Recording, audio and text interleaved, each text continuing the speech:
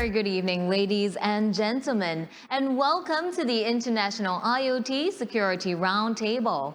My name is Juliana Yao, and I'm delighted to be your MC for today. So first and foremost, I'd like to thank everybody for finding the time, despite your busy schedule, to attend this roundtable. The International IoT Security Roundtable serves as a platform to galvanize international efforts to address IoT security, a pressing issue given the rapid proliferation and pervasiveness of IoT devices, which generally lack security provisioning. From the inaugural event in 2016, this platform has been instrumental in seeding international collaborations. We will start off the conference with the opening segment before moving on to the leadership dialogue on internationalizing standards and certification towards a trusted, secure IoT ecosystem. So to begin the conference proceedings, it gives me great pleasure to invite Senior Minister of State, Ministry of Communications and Information, and Ministry of Health of Singapore, Dr. Janil Puthucheary, to deliver the opening address. Dr. Janil Puthucheary concurrently holds the appointment of Senior Minister of State in the Ministry of Communications and Information, as well as the Ministry of Health. He previously held appointments as the Senior Minister of State in the Ministry of Education and Ministry of Transport. Dr. Puthucheary, please. Thank you very much, ladies and gentlemen. Good day, and thank you for joining us at the International IoT Security Roundtable, the event of the 6th Singapore International Cybersecurity Week. Firstly, let me thank all our partners, our governments, industry, and academia for being present here today, largely virtually, to support our continued efforts to build a secure and trusted IoT ecosystem globally. COVID-19, it's been said many times, but it's worth saying again, it's highlighted the importance of digital technology and especially the accelerated pace of digitalization and advances to our internet technologies. The pandemic has thrown up many uncertainties and issues and has spurred governments and businesses to pick up the pace of their digital transformation. And all over the world, as a result, dependence on IoT has increased. Nations, cities are transforming themselves to smart cities with the need for connectivity, harnessing vast volumes of data, deepening and accelerating. By some estimates, the number of connected devices globally will double in 2030 compared to 2018, up to 50 billion devices in slightly over a decade. In my portfolios, communications, information and health, cybersecurity cuts across and remains a key priority. It's something that my colleagues and I constantly grapple with and think about, especially the trade-off of how to balance the need to ensure the safety, health, and well-being of our fellow citizens during this period. The social distancing and travel restrictions have been inevitable to curb the spread of COVID-19, and we still, through that, want to encourage people to remain connected to their families, to their friends, to their colleagues, to their business. And doing so virtually has become essential, and IoT then has become an even more integral part of our daily lives, as much of this work and social interactions are taking place online. And that digital transformation that nations and governments and societies are engaged in is becoming part of a transformation for the home and our personal lives. Notwithstanding the opportunities that IoT and digitalization bring, there are also downsides and risks that need to be addressed. The majority of IoT consumer devices are built and developed to optimize functionality and cost. And usually, this is at the expense of the security of the device. But we're increasingly realizing that IoT security cannot and should not be an afterthought. It needs to be a key consideration, a design fundamental. Without the requisite security in place, it leaves end users exposed to malicious cyber threat actors who seek to compromise the devices, and this results in the loss of data, but more importantly, privacy and trust. Just last year, it was reported that hacked footage from home cameras in Singapore were leaked online. Thus, it's critical for us to upskill our security professionals, instill a sense of awareness and responsibility among end users, and build strong partnerships and trust with the international community and with industry.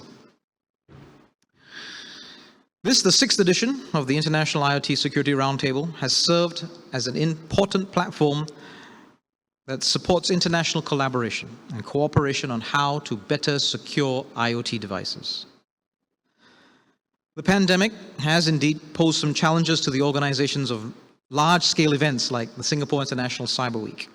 But I'm grateful, I'm heartened to see many familiar names and familiar faces joining us, albeit virtually, and it's a testament to our collective commitment as a community of practice of professionals, of like-minded individuals across government, industry, and academia to develop a trusted ecosystem built on our shared belief in the importance of partnerships in safeguarding our digital ecosystem. These twin pillars of trust and partnership have always guided Singapore's efforts in IoT security. Last year, Singapore launched the Cybersecurity Labeling Scheme, the first multi-level scheme for IoT devices in the world.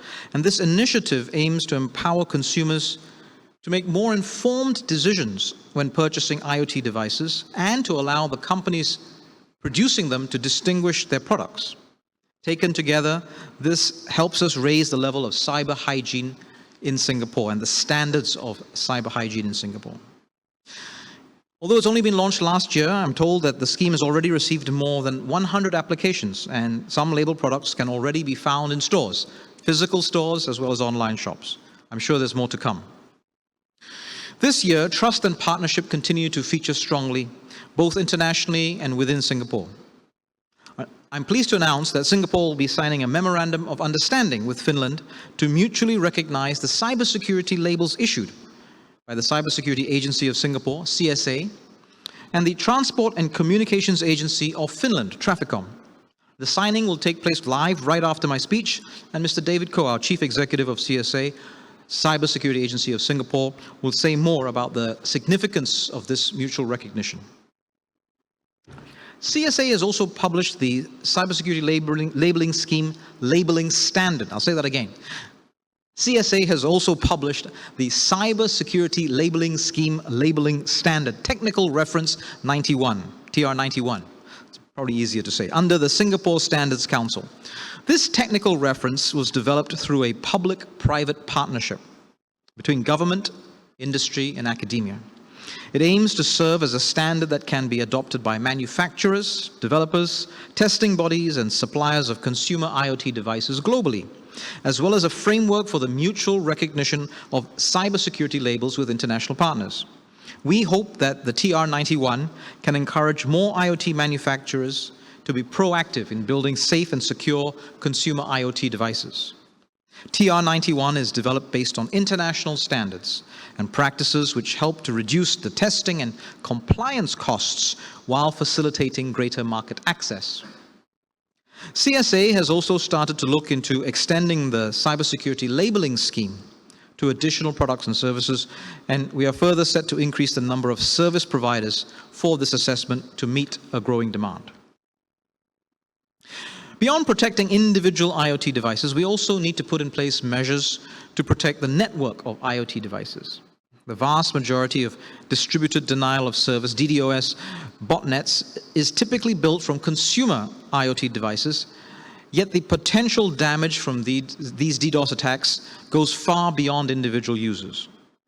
This was the case in 2016, when the Mirai malware took advantage of insecure IoT devices to build a botnet which caused a massive DDoS attack that left much of the internet inaccessible in the US. The work of building a safe, resilient, and secure IoT ecosystem is thus very important and spans across various stakeholders. Recognizing this, and to this end, CSA has partnered with the Global Cyber Alliance, GCA, an international organization, to leverage on their automated IoT defense ecosystem, a growing network of partners for IoT threat sharing worldwide. This partnership is a milestone that GCA can build upon to expand this automated defense ecosystem's reach to other smart cities globally. Our local industry partner, Ensign Infosecurity, has an advanced threat analytics insight, and this will provide CSA with early warning of the latest IoT attacks and allow Singapore to develop and put in place appropriate policies and technical measures to safeguard against threat vectors. We hope that the result of this partnership will be a better prepared and safer IoT cyberspace that can safeguard our digital economy and our digital way of life. Singapore has been a globally trusted trade hub for years, and we aspire to continually provide high quality, reliable, and secure digital products and services to our consumers and customers. To do so, we must adhere to and enforce stringent standards and a robust regime of testing, inspection, and certification. TIC, testing, inspection, and certification. Singapore has the largest market share in ASEAN in the TIC industry, and we are pushing on both the domestic and international fronts to uplift the standards and technical capabilities of the growing talent pool to support the changing needs and requirements of the digital economy. One of the 4 key local sectors for the local TIC industry is digitalization and cybersecurity, which has also been identified as one of the fastest growing sectors requiring support within ASEAN. We will partner with trade associations and chambers, the industry, academia, and government agencies to further our efforts in this sector and to expand the scope for TICs in Singapore. One of CSA's key initiatives is our collaboration with Nanyang Technological University to launch a graduate certificate for hardware security evaluation and certification. This program will commence in 2020 and will cover a range of topics that will enhance the existing cybersecurity curriculum for students and equip security practitioners and professionals with the skills to undertake roles for evaluation and certification, forensic investigation, and vulnerability assessment. This will provide a competitive edge to our local cybersecurity workforce and lower the barriers of entry into this field. Students who enroll in this program can also tap on Skills Future funding, our Singaporean adult learning initiative. The graduate certificate program will leverage on the state-of-the-art facilities in the National Integrated Center for Evaluation, NICE, which is a partnership between CSA and Nanyang Technological University. And this will serve as a one-stop facility for security evaluation and certification, including research and security techniques, and is scheduled to open officially in early 2022. We have made much progress since the inaugural International IoT Security Roundtable. Yet with the constantly changing technology landscape and the accelerated pace of digitalization, there is an urgency to our efforts. We must be able to work together to identify risks to our digital ecosystem and contain and transform them into opportunities. To this end, I'm immensely grateful to the friends and partners from governments and industry who have lent their unwavering support and commitment to our joint cause. Given the challenges confronting us and the opportunities awaiting us, we have every reason to keep pushing limits to enhance the resilience and security of our IoT ecosystem and build trust that transcends geographical boundaries. I'm glad to see such strong support and participation for our roundtable today, despite the ongoing global pandemic. I have to congratulate our Cybersecurity Agency of Singapore and the hard work that the staff have put in pulling together such an exciting lineup of speakers from diverse backgrounds and keeping the conference and this community of practice going even in these times. I wish you all enriching conversations and discussions today at this roundtable. Thank you very much. Have a good day.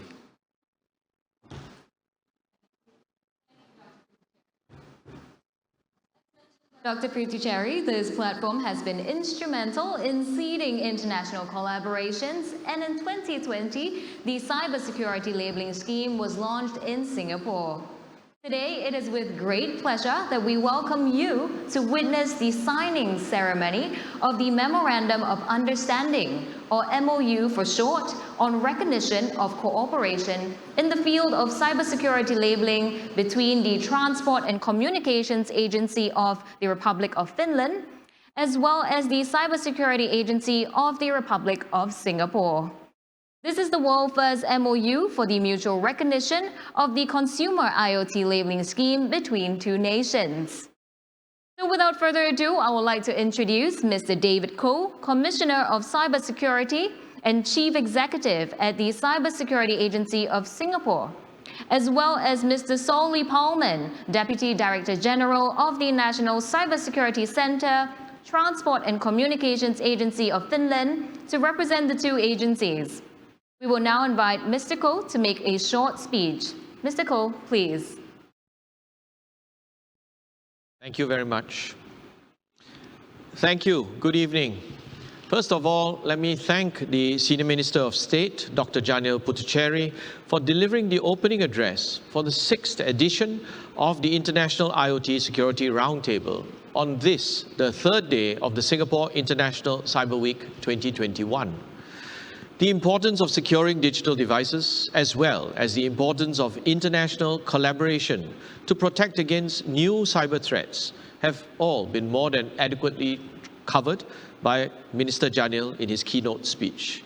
I won't add more, except to say that we are totally aligned. Since the launch of Singapore's Cybersecurity Labelling Scheme, or CLS, last year, it has garnered strong interest both locally and globally. Our decision to launch the CLS was a calibrated move to both support innovation and foster trusted and secure use of technology. A decade ago, smart household devices were not as pervasive as today. Now it is harder to find one that is not smart. We saw the acceleration of digitalization, how fast IoT devices were proliferating, and how they became increasingly ubiquitous. As such, ensuring the security of such devices has become a matter of prime concern to all of us. We are heartened that several like-minded countries have expressed interest to understand our CLS scheme better, with the intention of aligning our schemes with theirs, or to establish one of their own that is interoperable with ours. It shows that we are all facing the same challenges around the world. Global collaboration on schemes like the CLS, which are based on objective technical standards, will advance cybersecurity worldwide. It will help to promote harmonization of standards and interoperability.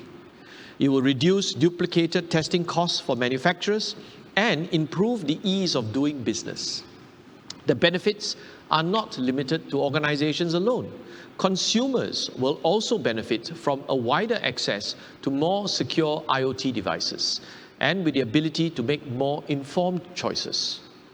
I'm honored to be signing this MOU on behalf of the Cybersecurity Agency of Singapore with the Transport and Communications Agency of Finland, Traficom, to mutually recognize the cybersecurity labels issued by the CSA and Traficom. This means that when an IoT device awarded with Finland's cybersecurity label will automatically be recognized by Singapore's CLS and vice versa. Finland and Singapore are the first two countries in the world to develop our respective cybersecurity labels for IoT devices. And I'm glad that we have decided to pursue mutual recognition. Our schemes are not identical. However, we share the mutual interest in encouraging products to be embedded with better cybersecurity provisions and support the digital economy by reducing duplicated evaluations and the cost of compliance. This MOU is a testament of our shared vision for a safer and more secure cyberspace in order to harness the potential of the digital economy. The MOU on the mutual recognition of cybersecurity labels with Finland is the first of its kind in the world. I certainly look forward to having more nations aboard this initiative to build a more and secure and trusted IoT ecosystem and grow collaboration in the digital economy. Without further ado, I will now pass the time on to Mr. Sauli Palman, Deputy Director General of Finland's Transport and Communications Agency, to deliver a few words before we proceed with the signing. Mr. Sauli, please. Thank you, Mr. Ko. First and foremost, I wish to express my organizations and my own appreciation for this cooperation. Consumer IoT, it's the first most visible wave of digitalization coming closer to us. IoT brings it to our homes, to our kitchens, living rooms, to our skin. And it will be it will be very close to us, and that's actually great. We will get new services, improved health. There's many upsides of IoT coming into our lives and serving and supporting it. However, the cybersecurity angle of consumer IoT has been a rising concern for us. All of our statistics show it, the history shows it, the topics the minister just mentioned. I think he actually mentioned everything I was about to already say, so I can only concur to his speech, but all the signs are there that cybersecurity needs to be built in to the IoT for trust and for the potential to widespread the usage of IoT itself. And when we first released our cybersecurity label in 2019, in Finland we felt proud but also a bit alone. We realized that this is going to need worldwide collaboration and cooperation. And Finland's been known as the country that's home to safe and secure and clean networks. That is the other aspect of the IoT. IoT is the interface. It sits between ourselves, our homes, and the network. We need to protect both the networks, and we need to protect ourselves as the users and consumers. And this agreement, as mentioned, is now currently unique, but I hope it's not unique for a very, very long time. The first step towards that international collaboration of providing a common baseline for requirements of a secure IoT product that's safe and secure for consumers to buy and choose. I believe that this is actually where we are. We are now the forerunners. We are on the step of the very great collaboration, which we hope to widen. Next year, EU will be doing its own moves on the cybersecurity certification scheme of the IoT products. So the good signs are there, and we need to act now. And we are here today opening this roundtable basically because we are acting now, and this is the step that will bring us the mutual recognition of the labels, which adds clarity to both consumers and the manufacturers on what is the direction to aim with their products in the future, very near future, hopefully, to have them safe, both safe, secure, and also trusted. So thank you again for being the forerunner in this field together with us. Thanks. Thank you very much as well. And with that, may I now invite Mr. Paulman and Mr. Ko to proceed with the signing of the MOU.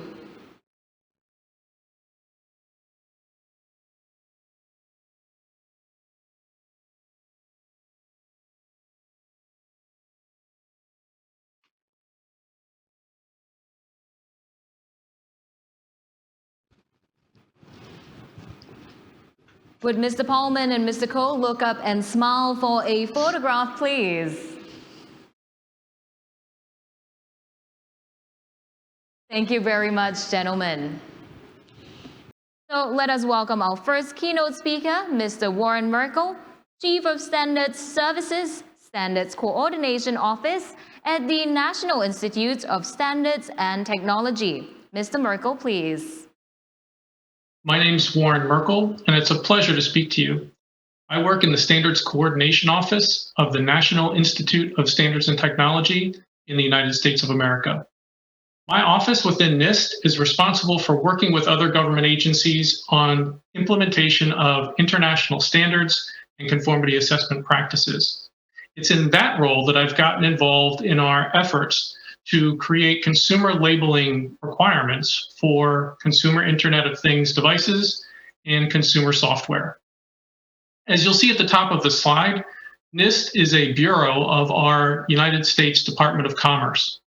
The Department of Commerce works with countries and international bodies such as APEC and ASEAN to ensure the interoperability of IoT security policies and facilitate trade and economic growth. The Department of Commerce really wants to work more with Southeast Asian countries on cybersecurity to protect our citizens and deter bad actors. So efforts like this really help us to work together, to learn from each other's experiences, and strive for international alignment. As I mentioned, I'm involved in the work at NIST under Executive Order 14028 on improving the nation's cybersecurity. This is a broad executive order that was issued on the 12th of May of this year, just over 4 months ago. Throughout the executive order, it charges many agencies within our government, including NIST, with enhancing cybersecurity through a variety of initiatives related to the security and integrity of the software supply chain. There's a section 4 of the executive order that has a lot of work for NIST. A large part of that section directs NIST to solicit input from the private sector, academia, government agencies, and others to identify existing or develop new standards, tools, and best practices, and other guidelines to enhance software supply chain security. A smaller portion of Section 4 directs NIST to initiate 2 labeling efforts related to the Internet of Things and software for consumers to inform those consumers about the security of their products. The information on all of these efforts from the NIST perspective and the tasks that we are given is available at the link on this slide. What I'd like to do is focus specifically on the consumer labeling pilot activities for Internet of Things devices and consumer software. I'm going to focus on the language of the executive order and highlight some of the text to identify where there are opportunities for collaboration and where we are looking for the broadest possible stakeholder input. Section S directs NIST in coordination with representatives of other agencies to initiate pilot programs informed by existing consumer product labeling programs to educate the public on the security capabilities of IoT devices and software development practices, and consider ways to incentivize manufacturers and developers to participate in those programs. I'd like to highlight a few things there. First, it's to be informed by existing consumer product labeling programs. We recognize that there are a number of programs, both in the United States and around the world, including in Singapore, that are intended to provide similar outcomes for consumers. And so we've done some work that I'll describe later to look at the landscape of existing activities. Other keywords here are to incentivize manufacturers and developers. This is a purely voluntary effort. We at NIST do not have regulatory authority, and so the idea is to develop the criteria and provide different ways to incentivize participation in the public and private sector. Another clause of Section 4 lists 2 documents that are probably not familiar to you, but have a big impact on the way that we carry out these activities. The first is the Office of Management and Budget Circular A119. The second is a NIST Special Publication 2000-02. Both of these documents emphasize the need in our federal government and the policy and guidance positions that federal agencies should use existing voluntary consensus standards and existing conformity assessment practices in the international arena when they're appropriate for the given task. So it specifically directs us to look to existing activities instead of creating yet another variation of these criteria. These requirements apply to both aspects of the effort, both the IoT and the consumer software. So I'll talk a little bit about the specific language for each. For IoT devices, a few things that I will highlight within this language. First, we are given 270 days from the issuing of the executive order. That puts us at February of next year. So I'll highlight that in red because that emphasizes the fact that this is a very short timeline that we're working in. In that time, we are to work with the Federal Trade Commission and other agencies to identify cybersecurity criteria for a consumer labeling program and consider whether such a consumer labeling program may be operated in conjunction with or modeled after any similar existing government programs.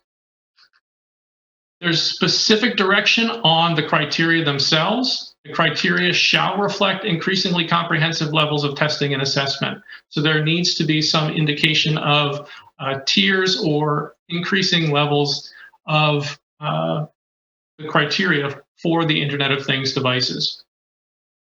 And I'll emphasize again that it shall use or be compatible with existing labeling schemes. So this is emphasizing the need to look at the landscape and make sure that whatever we come up with is going to be compatible and not contradictory to existing schemes. I'll spend less time talking about the language around the consumer software, although there is potential overlap between consumer software that could be related to Internet of Things devices and the Internet of Things devices criteria. But we are addressing each of these projects with similar approach, but we will end up with different criteria for each. So for the consumer software, again, the 270-day deadline to get the criteria together. And for those criteria, they should be, as expressed in the executive order, focused on secure software development practices or criteria for a consumer software labeling program. As I mentioned for IoT devices, we were directed that we shall have increasing levels of testing and assurance. In the software side of the executive order labeling efforts, this is not quite as specific a requirement. We're directed to have a baseline level of secure practices, and then if practicable, it shall reflect increasingly comprehensive levels of testing and assessment. The outcome of this, as is the case for the IoT devices, is a recommended label, or in this case, if it's practicable, a tiered software security rating system. Finally, under the language of the executive order, within a year of the order, so by May of 2022, the director shall conduct a review of the pilot programs, consult with the private sector and relevant agencies to assess the effectiveness of the programs and determine what improvements can be made going forward, and then submit that summary report to the White House.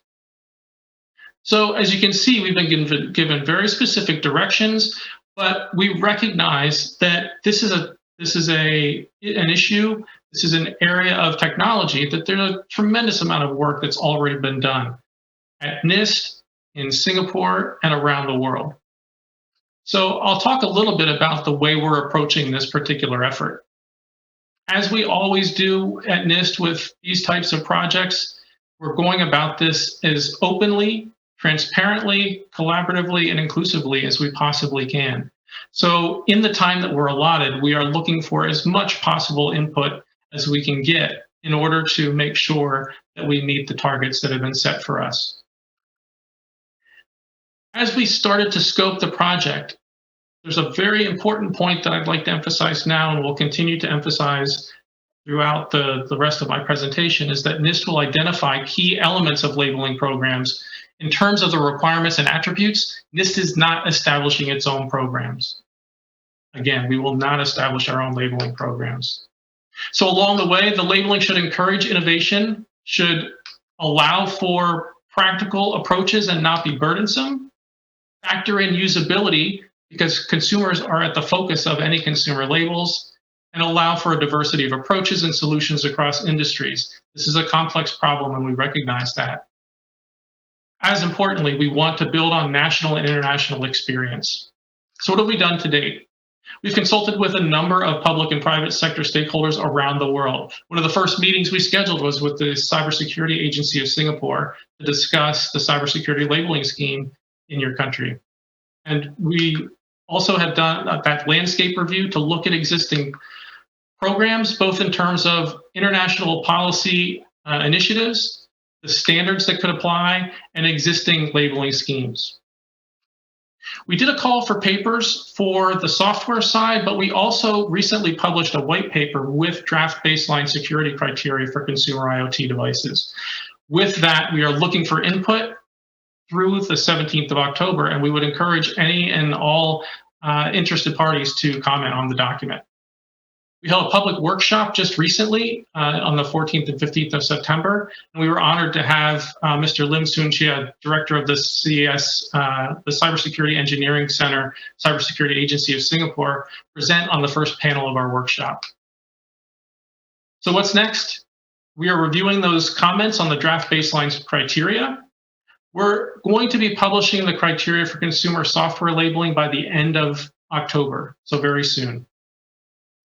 I mentioned the February target for the final criteria. After that, but before the end of the year when we publish the final report, we're likely to do more consultation and outreach with stakeholders. So I encourage you to engage with us, to look at the website and provide any feedback and information that we can use to ensure that we are as aware of all of the existing activities as possible. Just a few closing thoughts. I've mentioned the tight timing under the executive order, so it's extremely beneficial for me to have this opportunity to speak to you about this effort today and encourage you to follow and contribute as much as you can. We recognize there are multiple ongoing efforts. Singapore's existing scheme is something that we are paying very close attention to, as are others around the world, and we are looking to ensure that all of these efforts are aligned and can link together. Because one of the things that we've definitely heard thus far from feedback from stakeholders is that we want to work towards market convergence. We do not want additional market fragmentation. To do that, international collaboration, such as through this activity and other opportunities to cooperate, are going to be critical to the success of our effort and related efforts around the world. Thank you very much. Thank you, Mr. Merkel, for your thought-provoking address. So on to our second keynote for today. Let us welcome Mr. Philip Reitinger. Mr. Philip Reitinger has served as the president as well as CEO of the Global Cyber Alliance since December 2015. The GCA is an international non-profit organization that focuses on making the internet more secure for everyone. Previously, Mr. Reitinger was appointed to serve as the Deputy Under-Secretary for the National Protection and Programs Directorate, as well as the Director of the National Cybersecurity Center in the U.S. Department of Homeland Security. In these roles, he led the department's efforts to reduce risk across physical and cyber infrastructures and coordinated public and private sector responses to cybersecurity incidents. Our second keynote speaker, Mr. Philip Reitinger, President and CEO of the Global Cyber Alliance. Mr. Reitinger, please. My name is Philip Reitinger, and I'm the President and CEO of the Global Cyber Alliance, a nonprofit located around the world that works on effectively addressing cybersecurity risks. I'm here today to announce with pleasure a new initiative, a project with the Cybersecurity Agency of Singapore and INSEN Info Security to better tackle the risks that IoT devices present to the ecosystem and to Singapore in particular.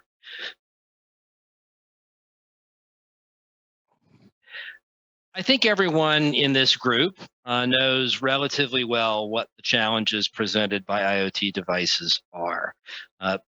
We are at a place now where we'll have around 75 billion IoT devices on the internet by 2025. By way of comparison, there are about 86 million neurons in the human brain. So the network of IoT devices by themselves is approaching the size and complexity of the human brain, but with each of those devices itself more powerful than a single neuron. This is by far the largest and most complicated human-built network that's ever been done. And we don't really, as a profession, as a society, have any way to understand now what the risks of that platform are. We also depend on it more and more every day for core functions. These IoT devices are used in operational technology as well, in in entertainment, in home security, in businesses, and in plants. They are in many ways the center, the core functionality of a lot of the places, a lot of the things where the places where the internet meets the physical world. And these IoT devices present a huge amount of risks, both because there are billions of them that can be attacked, and if they're compromised, they can be assembled to launch attacks like DDoS attacks or to do other sorts of attacks that might compromise people's security or privacy. So how do we go about tackling that problem? It's really important to understand what the risk is and what we can do to make ourselves more secure so that we can action that, so that we can take positive steps. And that's really the purpose behind the threat analysis platform that GCA is building with support from INSEN and the specific sponsorship and support of the Cybersecurity Agency of Singapore. We'll be developing a platform to provide visibility on the types of threats that affect Singapore's cyberspace and the real risks that those present. This is part of an international effort. Singapore CSA, the Cybersecurity Agency of Singapore, is taking the lead in sponsoring this work.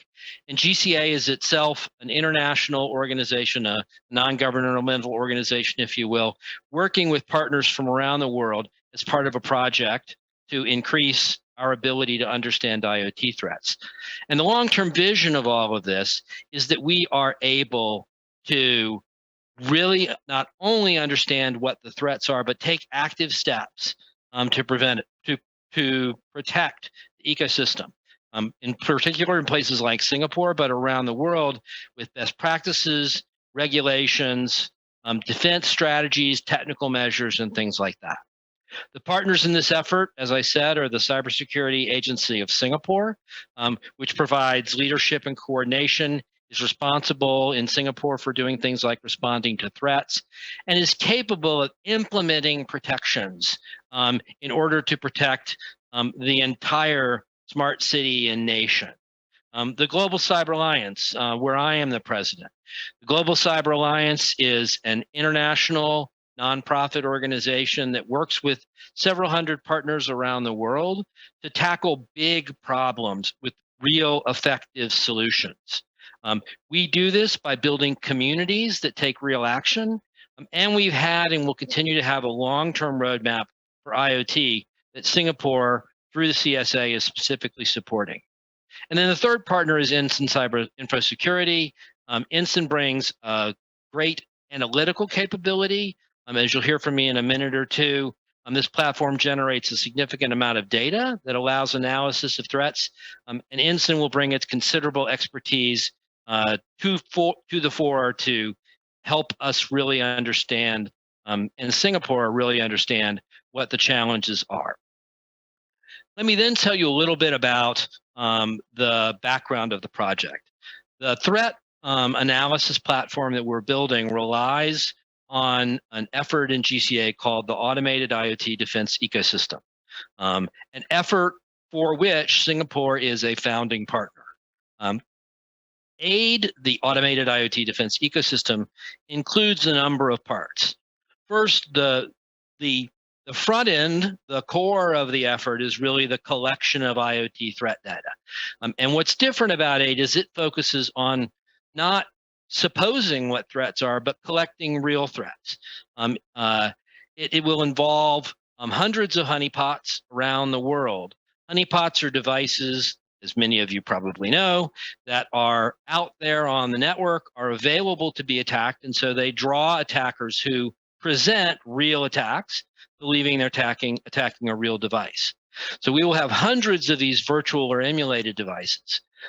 We've also built, as part of our work, a new technology called proxypots. And proxypots are a technology that let us take a real IoT device, either a physical device like a IoT security camera or a baby monitor or a DVR or whatever it is, and connect that and then place it in IP space, connect it to the network, apparently in lots of places around the world, so we can use a single physical device to collect lots of threat data directed at different places. We can also use these proxy pots to take the software and make that appear elsewhere around the world. So we can use either the real physical device or the software that's used to emulate that device. And so that lets us collect not only threats against emulated devices, but what appear to be real physical devices in IP space around the world, so that we can understand not only what the threats to IoT devices are, but what the threats to a particular security camera are. All of this data, either from GCA or from other partners, is then connected into an analysis platform that anyone who's a partner in the effort can use to better understand the risks that they face or what the environment looks like. And that is a key part of back end for this threat analysis platform. The data will then be used to make threat feeds available to ecosystem partners around the world. So not only entities like Singapore and CSA can take action based on what they see, the threat feeds will be available to others so that they can do things such as block known bad IP addresses that are involved in attacking IoT devices. And there will be a portal that will allow real-time visualization, high-level results by means of a project-specific website that will show what the data is. So this back end will be supplemented with IoT devices that are particularly designed to look like what exists in Singapore's environment, what IoT devices are in Singapore's real environment, and then data will be collected on what those threats are.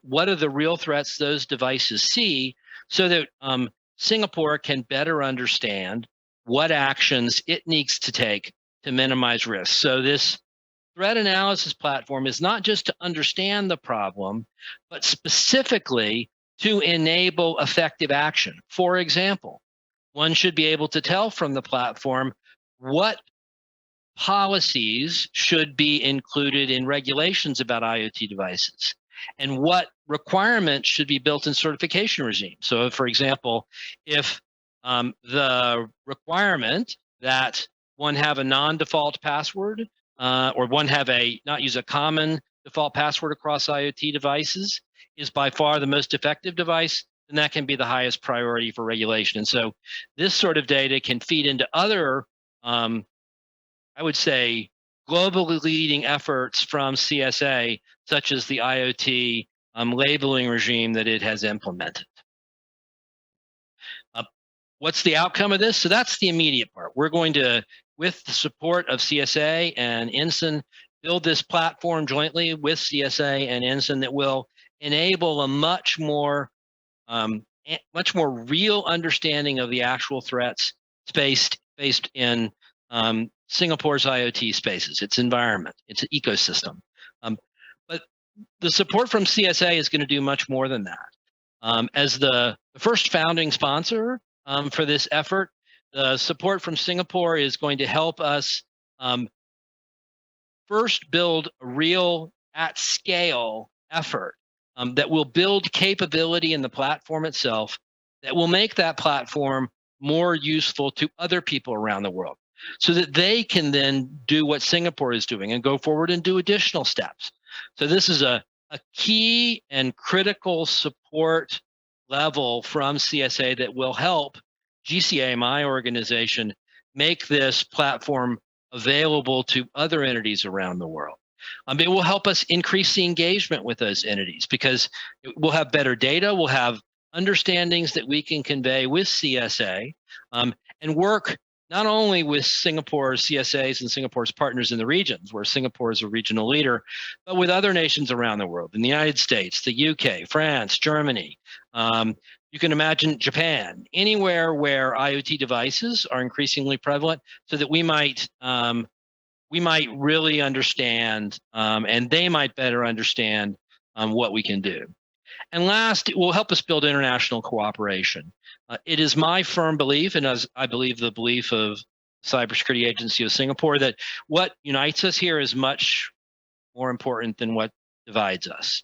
And so any effort like this that can bring together international players jointly to build a platform that many people can use to help solve real problems is unequivocally a good thing. And what's the real future? Well, Singapore is really on the leading edge as a smart city. It has an amazing platform and an expanding platform, but this is where all cities are going. New York City, London, Tokyo, Sydney.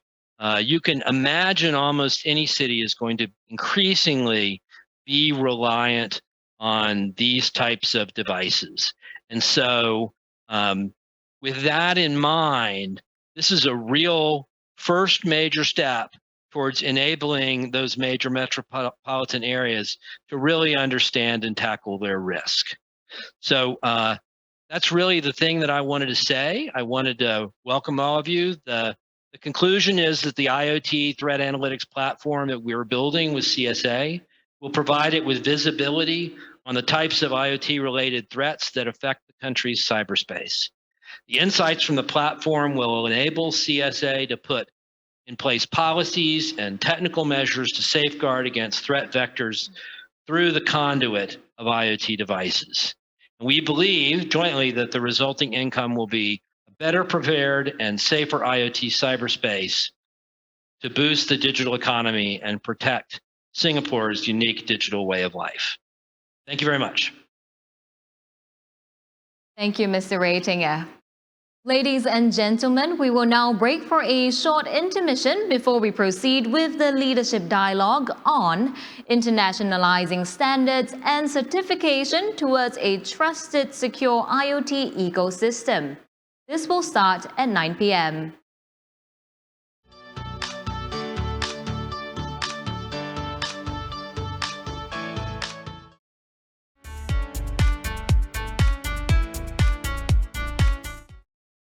National IoT Security Roundtable Leadership Dialogue.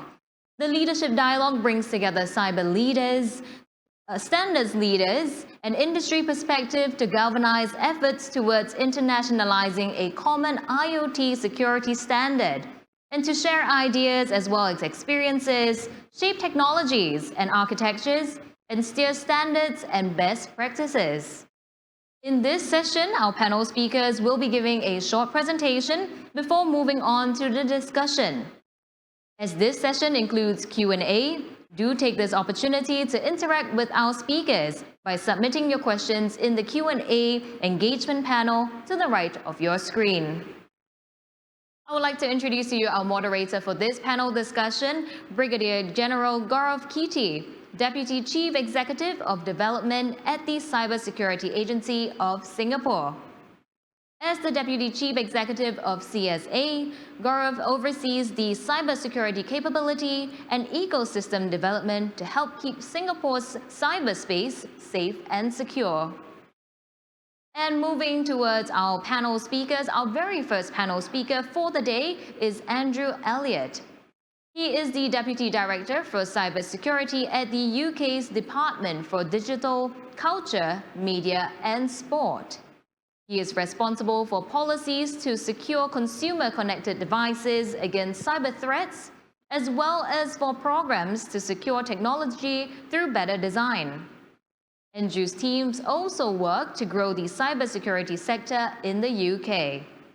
So welcoming our first panel speaker, Mr. Andrew Elliott, please. Hello, my name is Andrew Elliott. I'm from the UK's Department for Digital, Culture, Media and Sport. I'm responsible for cybersecurity. I cover cybersecurity regulation, innovation, cyber innovation, where one of my key projects is, for example, trying to ensure that things like microprocessor design is more secure. I am also responsible for growing the UK cybersecurity sector, which is worth 8.9 billion at the moment in annual revenue. And I'm responsible for cyber skills in the UK. I'm here today to talk about our experience in the UK on IoT regulation. So let me just start by telling you that the first challenge that I really struggle with here in terms of IoT regulation is really trying to sort of describe what the problem is with IoT security. I'm a policymaker. I have to go and tell my ministers, and I have to go and help them explain to Parliament why this is a problem that needs to be prioritized above other problems. And that is not an easy challenge. There are regular reports about how many security breaches there are in IoT. There was a data figure which came out the other day of 1.5 billion devices compromised in the world in the last 12 months. But despite all these sort of numerous reports, including ad hoc stories of typically cameras being accessed, it's very difficult to really determine exactly what is the problem and how it can be described in a very tangible way for the public to sort of consume and understand. And that makes it very difficult for us to really try to explain why this is a priority. So the picture I have on the screen is of a car. It's entirely random. This is actually happens to be a Toyota Mirai, which is not a car that I have known any particular cyber threat or risk around. It's only in the picture because, of course, it shares the name with the infamous Mirai malware, which was the sort of start of why the UK government took an interest in how to tackle this problem. But it is a problem that I have to show you this picture of a car, because really I want to show you something much more tangible that the people can understand and connect to why there's a particular threat here and why we need to act. So that's the first challenge. Anyway, having established that we have this particular problem in the UK, back in 2016, we started off by trying to work out what were some good security principles that we ought to apply to try to secure consumer IoT. And we came up with these 13 principles that we consulted on widely, and we put into this code of practice, which I've got a copy of here. We published this, and I'm sure many of you have seen it and are familiar with it. And those 13 principles are really designed to try to guide manufacturers into producing more secure technology, which doesn't eliminate the threat, but certainly reduces the risks that as we see them. So that was the start of our journey, trying to get people to adopt these principles. The next thing we have been doing is taking those principles, 13 of them, and moving them into more recognized international documents. So last year, people will be familiar with the ETSI standard, which was approved. It shares basic core of those 13 principles. And we have been working with lots of different manufacturers and international partners to try to secure them. So the focus has really been getting those standards recognized by more and more people, starting with ETSI and then working our way around the international community. And we've had great success there, working with many of the people who are here on this panel today and all of you in the broader community. Working together, we've seen these principles spread into many more places.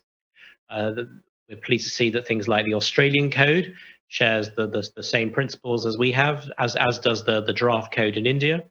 And from Singapore to Finland, we've seen huge amounts of international steps forward to try to solve this particular challenge.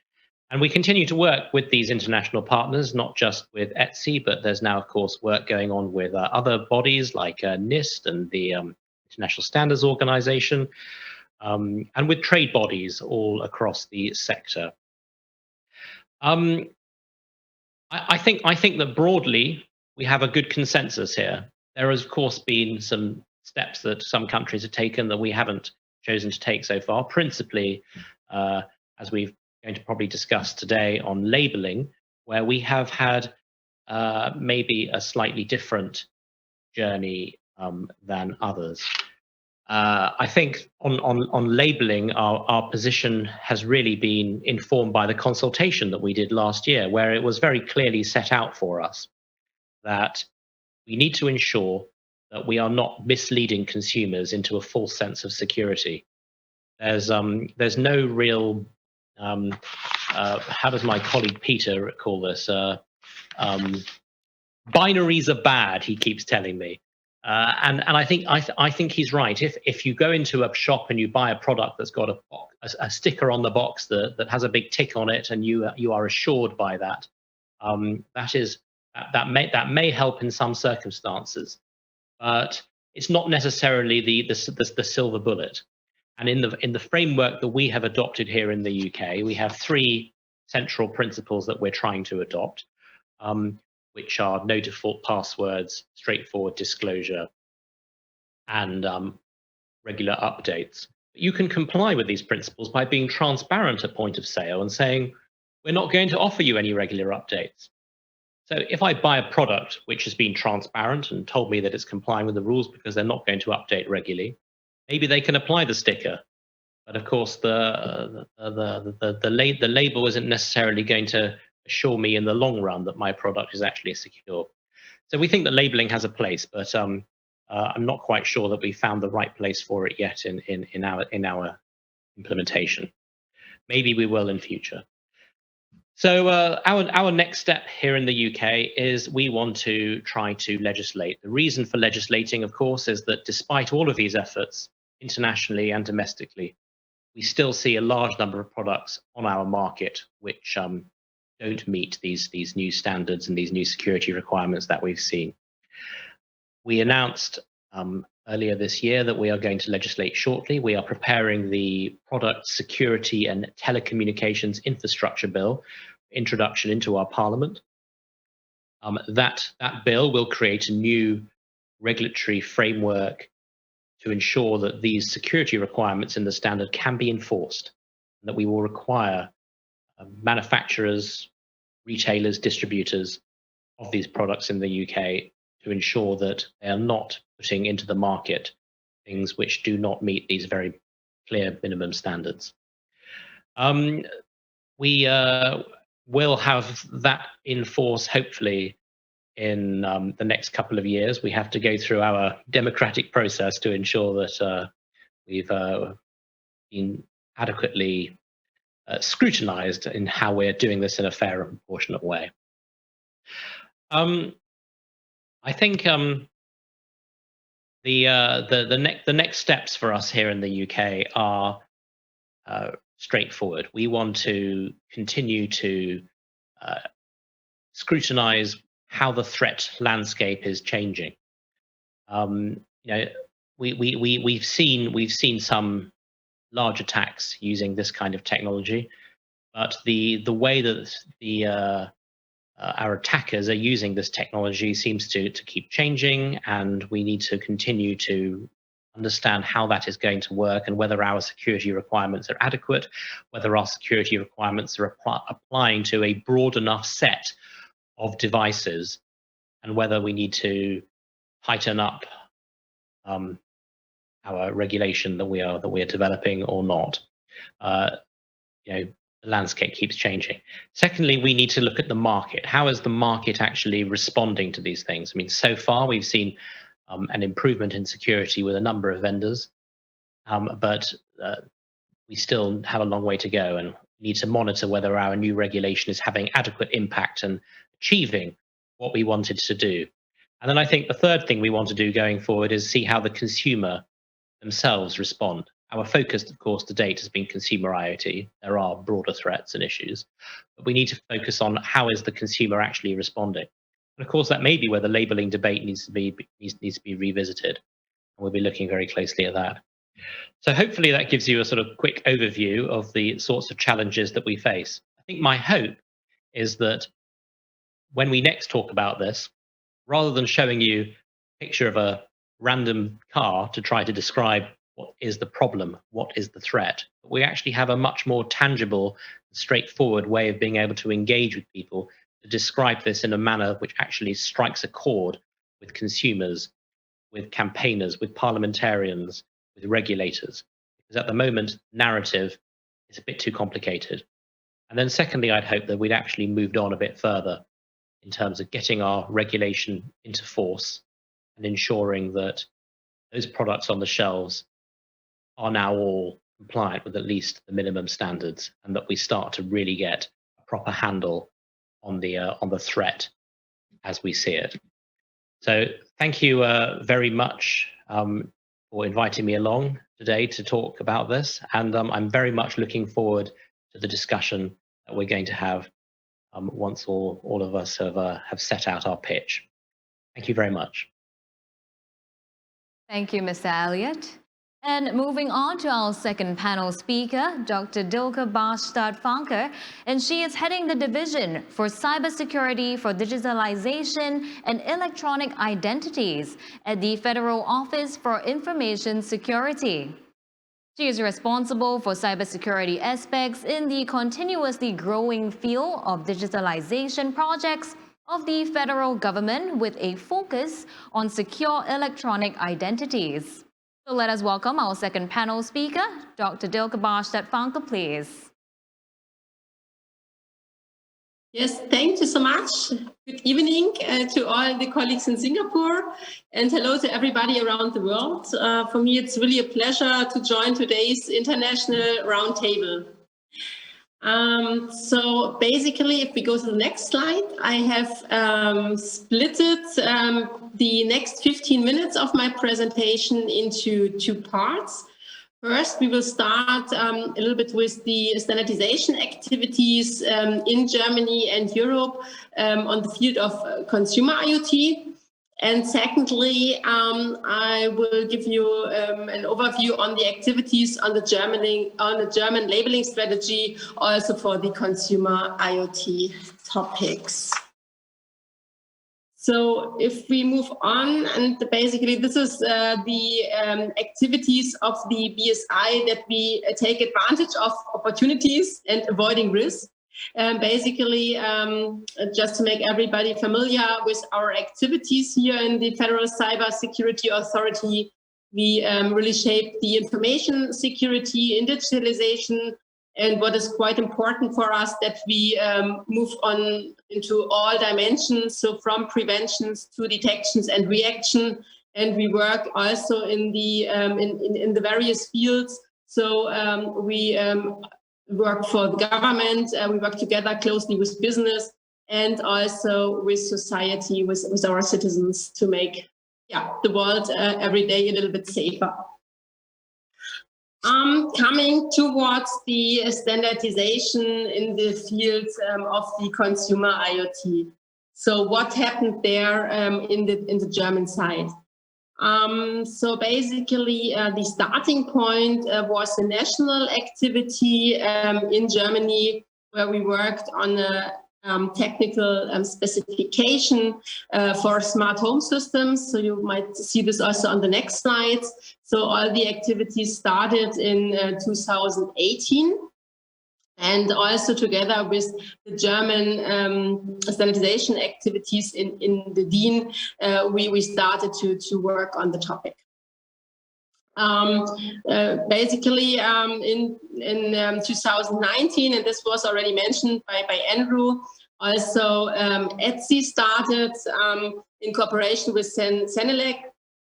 And here we were also strongly involved with a lot of contributors from government and from industry. You can see on the right lower corner to establish the ETSI standard 303-645 and the corresponding test specification here. And as Andrew already mentioned, the leadership was within the British Department on Digital Culture and Media and Sport. So there was also, let's say, a very strong cooperation within all the European countries.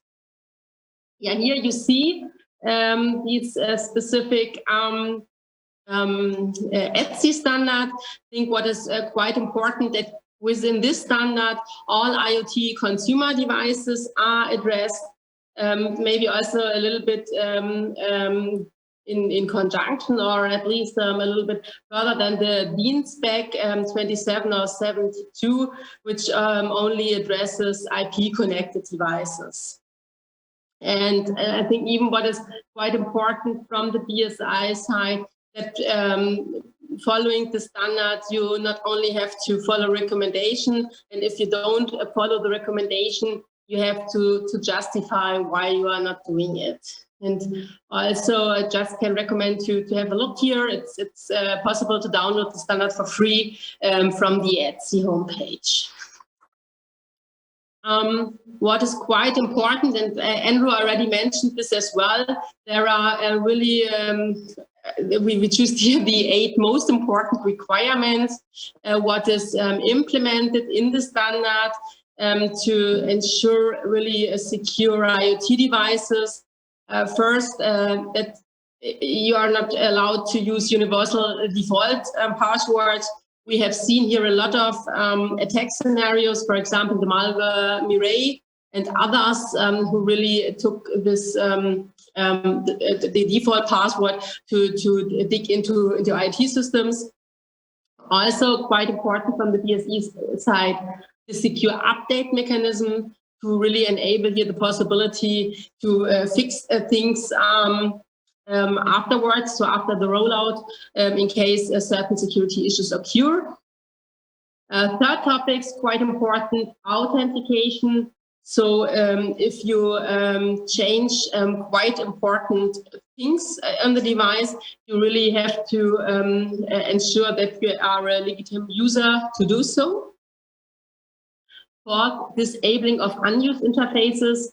So all the interface which offers also certain possibilities of threats should be enabled in case they are unused.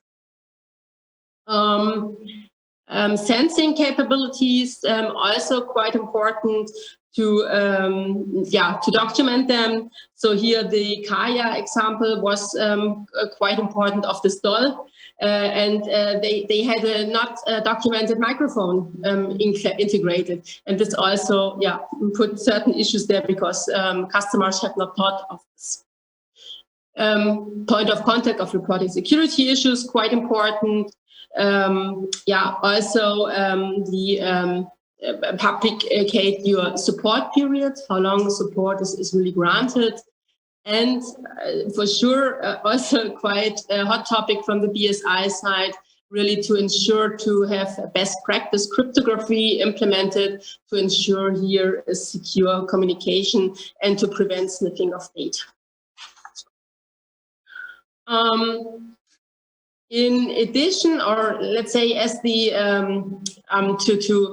to prove conformity against the ETSI standard, also it's quite important to have the technical specification, the 103.701, which recently was released in August. I think this was also a very fast track of the entire community to ensure this technical specification availability.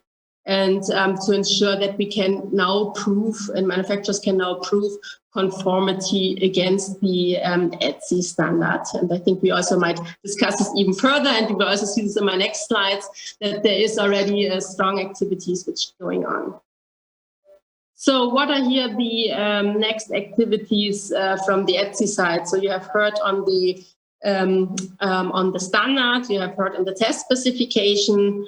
So now the next step is to have the technical guideline, to really have a guided documentation to help manufacturers on implementing the respective requirements.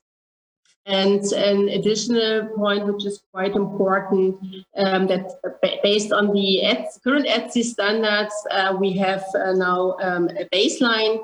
And we will work here also commonly together on vertical standards and on domain-specific extensions. Looking on the utilization, and I guess we heard already some of them, for sure, it's the possibility to have self-assessment on manufacturers. We also already see that there are certain governmental initiated consumer labels. Some of them we already heard. What's also quite interesting, that also certain testing services are already established. So the PSA certification, also Global Certification Forum, which offers certain accreditations here, and also some further German activities from TÜV that they offer testing and certifications against the ETSI standard. And let's say also a lot of contributions for further technical regulations are going on. We heard already from UK, we have also here the EU Radio Equipment Directive, the RED in Europe, the Cybersecurity Act in Europe, and also the new horizontal legislation on IoT security. So then coming to the second part, the German labeling strategy for consumer IoT. So what is the procedure against or behind this German IT security label? The overview looks in that way that the manufacturer claims conformity against the standard. For example, you will see this later, we have our technical guideline for internet routers, which are already set up. So the manufacturers gets an incentive for security by default, can also claim this IT security really as a selling point, and for sure offers also customers the transparency of the respective features. What is the BSI doing? The BSI assigns a security label for the product and publishes this data and also up-to-date security information. And as a third pillar, we have the market monitoring, where we verify the conformity continuously and randomly, and also after certain indications, after certain incidents. So how is the roadmap on this IT label, security label running? So within 2021, we are currently in the rollout of all the corresponding processes within the BSI to establish also, let's say, the entire application process for customers and manufacturers. And we will start with two parts of products. On the one hand, the broadband router I already mentioned, and also as a service topic, the email transport, so secure email transport. And basically within 2022, we will really open the scope for further application for IoT devices using the ETSI 303645. This will follow and will be do in combination with a potential upcoming EU label. Yeah, so therefore I would be at a short conclusion and an outlook.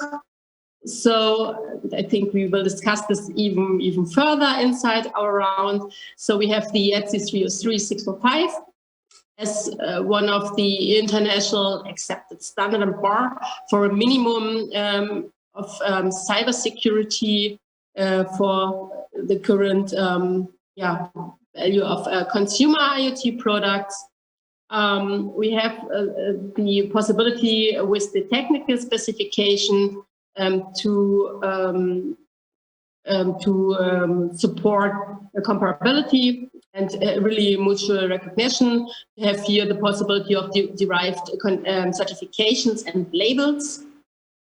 If we follow also the discussions in the community, that we already heard that USA plans to have an introduction of an IoT consumer label, and the German IT security label might be already some kind of a blueprint and also developed further towards a possible European solution. So really have here really more transparency, more security for consumers buying IoT products.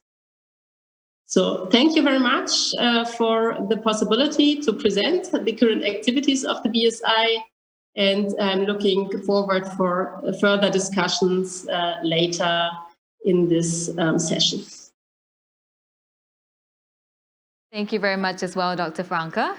And our third panel speaker for today, we have Mr. Dave Kleidemarker, and he is the Vice President of Engineering for Android Security and Privacy and Made by Google products at Google. In this role, he heads the teams responsible for protecting the billions of users and devices in the Android ecosystem and in the Made by Google ecosystem.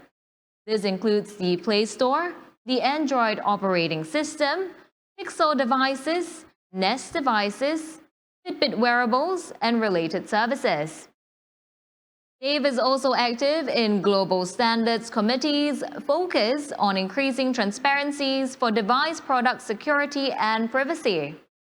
Now let us welcome our third panel speaker, Mr. Dave Kleidemarker, Vice President of Engineering, Android Security and Privacy, Devices and Services Security and Privacy at Google.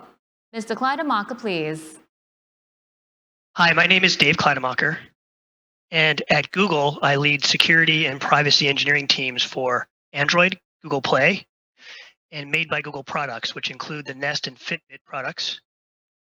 And as part of my role, I lead the device and app certification programs and drive Google's public commitments to independent security assessments for Google's first-party products, as well as for the platforms we build for third-party developers. I want to thank the folks from the Cybersecurity Agency of Singapore for bringing us here together to talk about such an important subject and for their great leadership in this space. Indeed, CSA's work on developing IoT assessment schemes is paving the way for other nations across the world. I'd like to share a few thoughts about why the transparency afforded by IoT security and privacy certification schemes is so important to the health and success of the IoT. I'll share some of my experiences and lessons learned in bringing scalable transparency in the security ingredients of digital products to the world, and a call to action on how we need to work better together to achieve our mutual goals. Now, many of you are well aware of the problems in security for IoT, so I'm not going to go into too much detail on this slide. Mirai was perhaps the first real wake-up call. The botnet in 2016 that leveraged vulnerabilities in IoT devices to launch DDoS attacks, causing quite a bit of havoc. But it was the first of many failures, and one reason you can see from the central graphic on this slide is that many devices have weak authentication that enables attackers to commandeer them. And there have been many, many other attacks of various forms, causing both financial harm and even risk to human life. Now today, the IoT is affecting consumers in profound ways. Not only are we constantly connected, we're putting more and more of our lives in the hands of digital technology. But today we lack a way to measure the security quality of connected products. And so consumers really have no idea what they're getting. And we know they're getting a lot of products with dangerously poor security. Now, when we sat down to build a transparency program, we started with core values. We all have a basic human right to digital safety, where safety encompasses security, privacy, and the protection of the resources placed under the control of all these things. And just like we have the right to transparency about ingredients in the foods we purchase, we deserve similar transparency in the security ingredients in the digital products that we depend on. IoT security today is sort of like food and drug standards were in the 19th century, and the lack of standards and labeling led directly to consumer risk and harm. Now, if we can achieve transparency at scale, it will be the tide that raises all boats, because it will enable differentiation that consumers value. And that value will drive demand for healthier alternatives, similar to how we've seen improvements in the food industry with healthier choices and more awareness of the impact of food on our health. And you can see there are many, many examples where we see these improvements when we have the right kinds of transparency. And we want to see that same improvement in the digital health of the Internet of Things. Now, for 3 decades, I've seen the good, the bad, and the ugly when it comes to security compliance programs. The vast majority of them, unfortunately, are in the bad and ugly categories. They're too expensive relative to the level of confidence that they generate. And they're saddled with bureaucracy that prevents them from keeping pace with the speed of technological advancement. So our strategy for success is focused on keeping the requirements and compliance testing. We want to keep these programs simple for both product developers and end users to understand. We want to keep the program flexible also, so it can handle a baseline of common sense requirements, yet allow for profiles that might be specific to a particular product family or industry sector, and offer differences in assurance levels. For example, a self-attestation of compliance will raise the bar for a large segment of the world's things, but independent lab validation is going to be needed in many cases. And the level of rigor in that validation should grow depending on the criticality of the system. For example, if we're using life-critical medical devices. So these values and strategy form the basis for the Internet of Secure Things Alliance, which began its work in 2018. I serve on the board of directors there. We started by looking at requirements for devices, but we quickly realized that if you say purchase a webcam, the consumer's security and privacy will depend not only on the camera device, but on the mobile app used to manage the device, as well as the cloud service that stores and processes the videos. It makes little sense to tell a consumer that their device is certified and ignore the rest of the end-to-end system. So we developed a scalable mobile app security certification that built upon the baseline security requirements, but extended them to account for best practices found in the OWASP Mobile Security Project. To the best of my knowledge, there hasn't been a scalable consumer mobile app independent security certification program until now. Perhaps a little bit surprising to all of us. Now, at Google, not only are we certifying our own first-party apps, but we are also promoting and encouraging the rest of the developer ecosystem to certify their apps as well. Now, we're also going to be adding transparency around those assessments to our recently announced safety section for apps listed in the Google Play Store. Again, this will be the tide that raises all boats, enabling consumers to make better decisions about which apps to install, while giving app developers a way to explain and independently assess their security and privacy practices. And we also applied the same concept to the Android device ecosystem. Now, a device certified by Google's process already meets baseline security requirements, so we extended the baseline to include additional opportunities for differentiation, including the security quality of the biometric and the lifetime and frequency of device security updates. So device manufacturers will get higher scores for their ability to offer enhanced security over the baseline. This is a good example of the kind of flexibility we need in assessment programs, while still ensuring that the requirements are kept relatively simple and understandable for both consumers and developers. Now, in this slide, you can see some of the requirements that are found in this Android profile and how it leverages other existing standards, such as the FIDO certification program for biometrics, as well as common criteria certifications for cryptographic quality. The Internet of Secure Things Alliance has demonstrated over the past couple of years that its working groups are able to efficiently build these profiles. Now, in addition to smartphones and apps, we built profiles for home IP cameras, network lighting controllers, smart speakers, and we recently started work on a cloud application profile as well. Now, in addition, we're working on a horizontal privacy extension, which can be applied to any of those profiles and covers transparency and control for the product's use of sensitive data. Now, finally, we've built a practical, globally scalable consumer IoT security compliance program. That's really great. We already have a wide range of certified products, from smartphones to pet trackers, smart light bulbs to internet gateways. However, to truly scale, we need a critical mass of global manufacturers to certify their products. And so that remains one of the biggest challenges in this transparency initiative. The good news is There are many strong incentives that are beginning to drive behavior. Some manufacturers come forward because they want to demonstrate their leadership. Platform owners and retailers are offering user experiences that will highlight enhanced security. Regulators are actively working on legislation that would mandate some or all these requirements we've been discussing. Again, Singapore has really been leading the way here.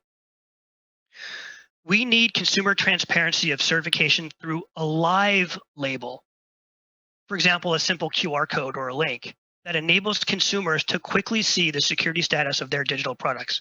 A static printed label doesn't work because a product may lapse on security updates and become unfit for use. Consumers need a way to get the real-time status. As I said, we also need these certifications to cover both security and privacy.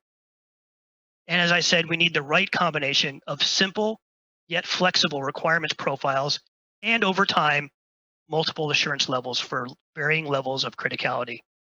Now I'll finish here on an important cautionary note, which is that we need to build assessment schemes that are normalized and cross-recognized. In the case of Google's Nest products, we recently had the entire range independently assessed and certified under the Internet of Secure Things Alliance program. However, because CSA so far has a single lab authorized and doesn't cross-recognize that scheme yet, when Singapore instituted its certification requirement, we were required and forced to certify with another lab. The product did not enhance its security. It was not a good use of resources. It's a mistake to launch these schemes without working upfront to ensure mutual recognition with other schemes. And I have had the same conversations with other nations, including CAT here on the panel today. And by not doing this upfront, it poses real cost barriers, especially to the smaller developers, and those costs will be passed on to consumers. And it's also going to be very confusing for consumers if there are many incompatible national schemes. So this can actually cause more harm than good. So let's work together right now to make sure that doesn't happen. Thank you, Mr. Kleidermacher. And our fourth panel speaker leads the NIST Cybersecurity for the Internet of Things program, focused on advancing and accelerating the development and application of research, standards, guidelines, and technologies necessary to improve the security and privacy of the ecosystem of connected devices.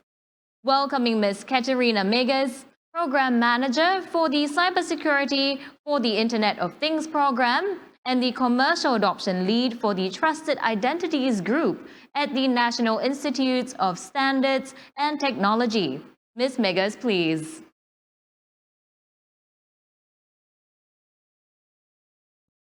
Thank you very much. I am here to speak to you a little bit about the NIST approach to the IoT cybersecurity consumer labeling program. Before I jump into our approach, because I'm not sure how familiar everyone is with NIST, I will introduce us. We are a non-regulatory agency within the U.S. Department of Commerce. Our mission is to promote U.S. innovation and industrial competitiveness. Last of all, I would like to point out that while our work is primarily non-regulatory and voluntary, the one area that we do have a somewhat special role in the U.S. federal government is due to FISMA, which is a law that was passed by Congress. We do have a niche area in which our guidelines on cybersecurity are mandatory for federal agencies.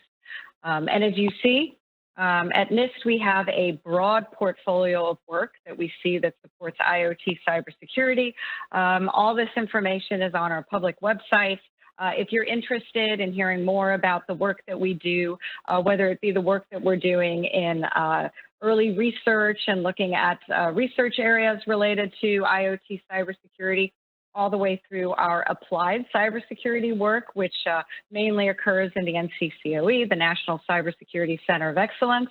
I welcome you to go to our website, and if you go to the IoT cybersecurity program, you can find all this information. The program was stood up at NIST about 5 years ago, and we started looking at IoT and IoT cybersecurity and what needed to be done. We were directed to work closely with stakeholders. We were directed to ensure that our work cultivates trust and fosters an environment, however, that fosters innovation as well. And third of all, we are focused on the development and application of standards and guidelines and looking at all the associated tools that can contribute to IoT cybersecurity. We established 5 principles early on in the program after doing some foundational research, speaking to stakeholders. We held a large colloquium where we brought in industry, academia, and other government stakeholders to understand what is this IoT space. And we came up with 5 foundational principles that we believe guide our work to today. We believe anything we do and anything we develop and promote must be based on an understanding of risk. And this is because we see the complexities around risk associated with IoT devices.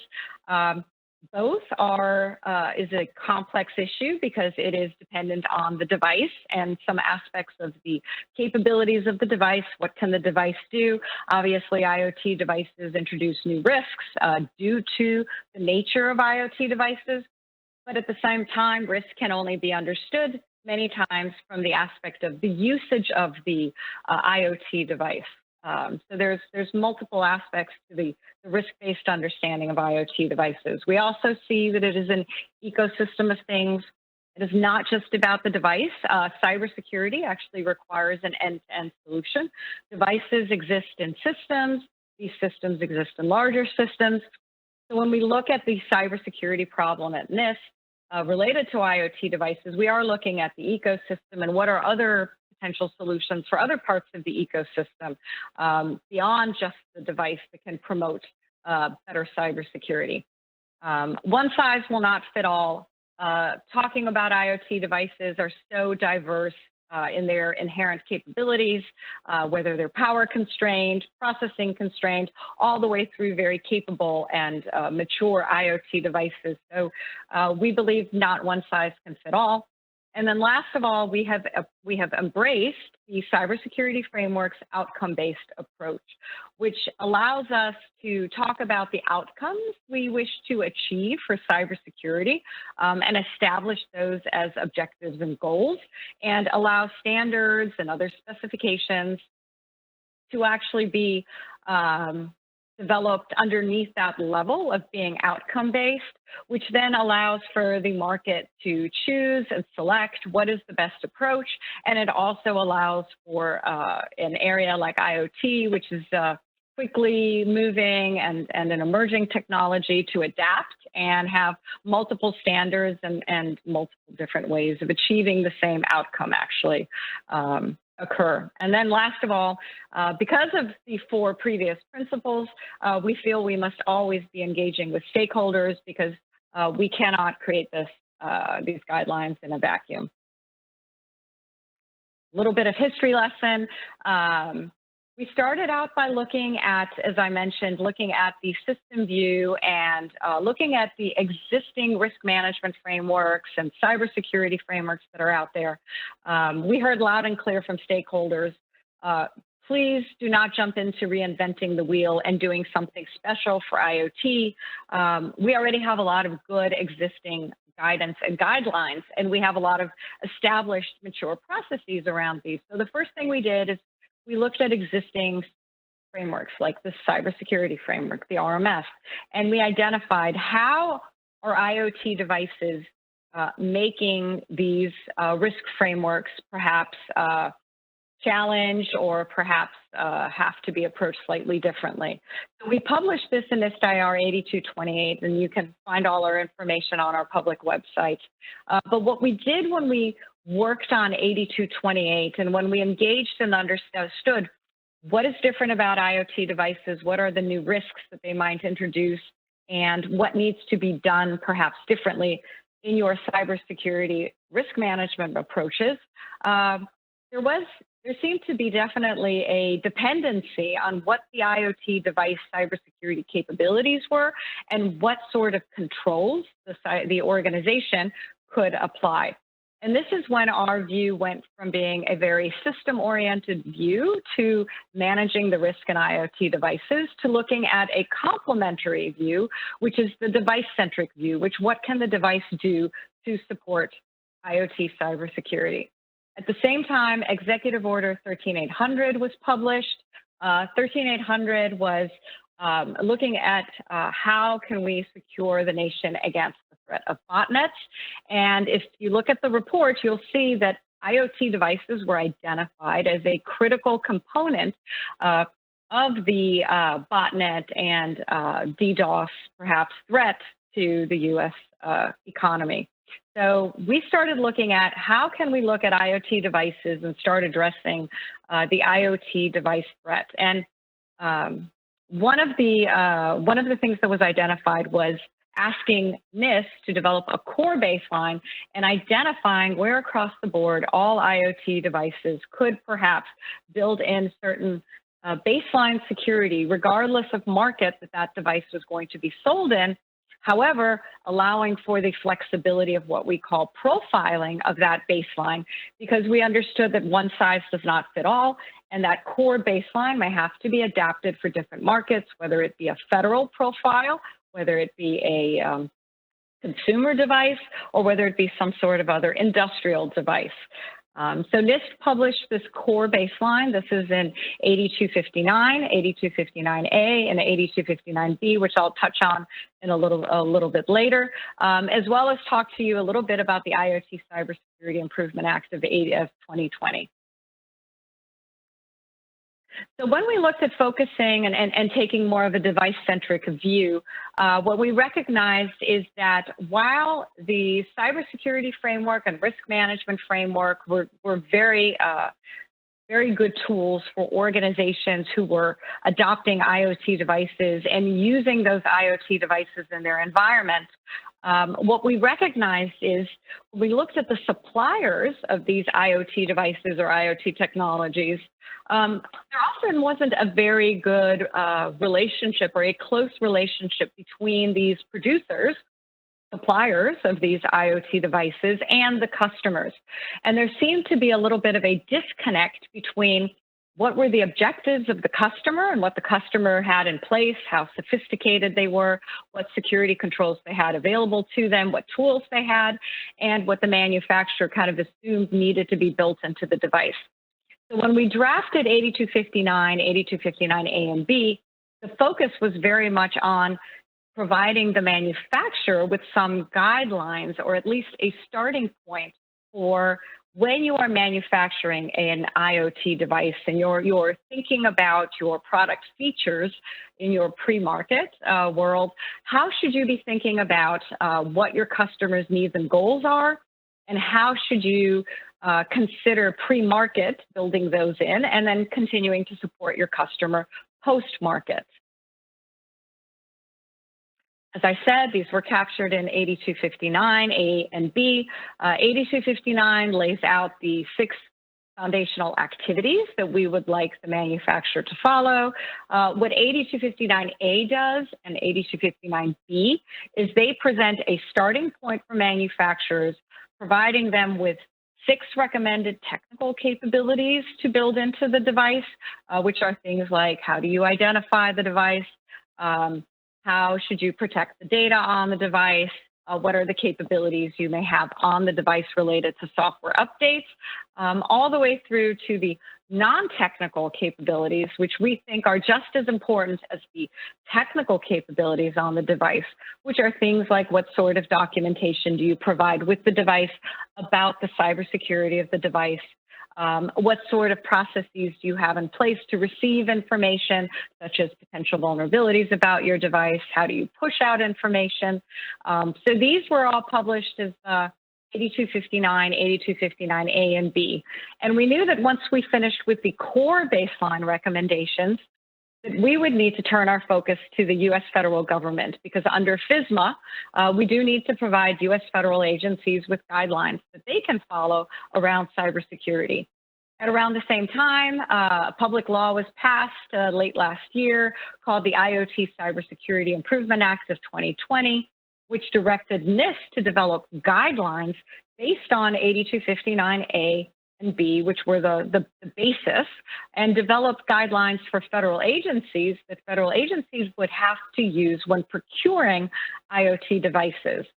So NIST, using the foundations that we developed in 8259, 8259A, and B, we looked at the U.S. federal government, risk profile as agencies. We looked at other cybersecurity guidelines that federal agencies must follow, such as NIST Special Publication 800-53. And we looked at how can we take that and turn that into guidance that a federal agency can use when they need to procure IoT devices to identify what should be the minimum IoT cybersecurity capabilities for those suppliers, for those devices. This is going to be published shortly. We've already gone through one public draft period. It'll be this Special Publication 800-213. Look out for that. It should be released shortly, sometime in fourth quarter of 2021. So now we are at the executive order that was released earlier this year. 14028. Now, Executive Order 14028 is it's a rather large executive order which focuses on many aspects of cybersecurity. It has a lot of focus on software and supply chain. But within the Executive Order 14028 in Section 4 is a directive for NIST to initiate a consumer cybersecurity labeling program, both for IoT devices as well as for software products. So here I'm going to focus primarily on the IoT product or the IoT device, but I did want to make everyone aware that there is also a second label that NIST has also been directed to work on. Timelines are very aggressive. We are already a good way underway to our first deadline, which is that what they call a pilot, which would be to test what we've been able to develop, be underway by 270 days from our from the signing of the executive order, and delivering the report to the White House 1 year from 2022. I'd like to share the underlying principles that drive our work. We're looking to be open, transparent, collaborative, inclusive. From everything we've been able to glean, this is intended to be a voluntary program. And in order for that to work, we need to work with both our peers across the U.S. federal government, as well as work with the stakeholders who will need to understand and both understand the label, but as well as be the ones who are going to adopt the labeling scheme. We understand this is focused on the consumer, and this needs to take into account what the consumer needs to be able to understand in order to make an informed purchase. We do not want this to be burdensome to manufacturers, and we want to ensure, again, that there's sufficient ability to be innovative. We want to build on the experience of others in the U.S. We're working closely across the U.S. federal government with other federal agencies who have stood up similar programs, such as Energy Star and others, to help understand and take their lessons learned to inform our work. And again, we are looking to identify the key elements of a labeling program. We are not looking to stand up our own labeling program, but rather to look at how can we put out guidelines that can allow others to take advantage and adopt our work. And now quickly, just to wrap up, we've released a white paper August 31st. It's been out there for public comment. We are initially focusing on the security criteria. We will be releasing subsequent papers looking at the conformity assessment requirements as well as labeling requirements. That is out for public comment. Comments are due October 17. We welcome comments from anywhere in the world. I hope to hear from you all, and I look forward to hopefully having a good conversation about how can we make this work across the globe. Thank you very much. Thank you, Ms. Megas. And last but not least, our fifth panel speaker, Professor Francois Cooley, is a full professor at the Department of Software and IT Engineering at ETS, one of Canada's leading engineering schools. Professor Cooley has been continuously involved in software and systems engineering standards development since 1984. So let's welcome our fifth panel speaker, Professor Francois Cooley, International Chairman of the ISO IEC JTC1 as well as SC41. Thank you very much. It's a pleasure for me to present to you and to be part of this panel. As was mentioned, I am a professor at the École de Technologie Supérieure in Montreal, Canada, but I am also the chair of GTC1 Subcommittee 41, responsible for the subcommittee of ISO and IEC that's responsible for the standardization in the field of Internet of Things and digital twin. And it's a pleasure for me to talk to you about IoT security and trustworthiness standardization in ISO and the IEC. First thing, it's important to remember that when we talk about the Internet of Things, we're not talking about the technology, but a system concept that use many technologies. And those technologies are standardized in many different parts of GTC1, but also other SDOs within ISO IEC or externally. IoT systems are can be very complex. Basically, they are network centric as well as data intensive and evidently software intensive. The complexity is at the level of the architecture because we're talking about basically a distributed computing architecture. The simplest one that you may find in some consumer system or would be simply a device that's talking to the cloud. But others can be much more complex. And when we talk about those patterns, we'll start talking not only about using cloud computing, but other types also of distributed computing, like edge computing, fog computing, mist computing, and even now emerging swarm computing. Some of those systems are also cyber-physical in nature, which mean that they control the real world. It's not only sensors feeding data that can be interpreted, and they also can have a real-time component. Last thing is that those IoT systems are key enablers of what we may call loosely smart everything, ranging from smart agriculture to smart cities. This means that when we look at IoT cybersecurity, like any security, again, discipline, it's a risk management exercise that's driven by requirements.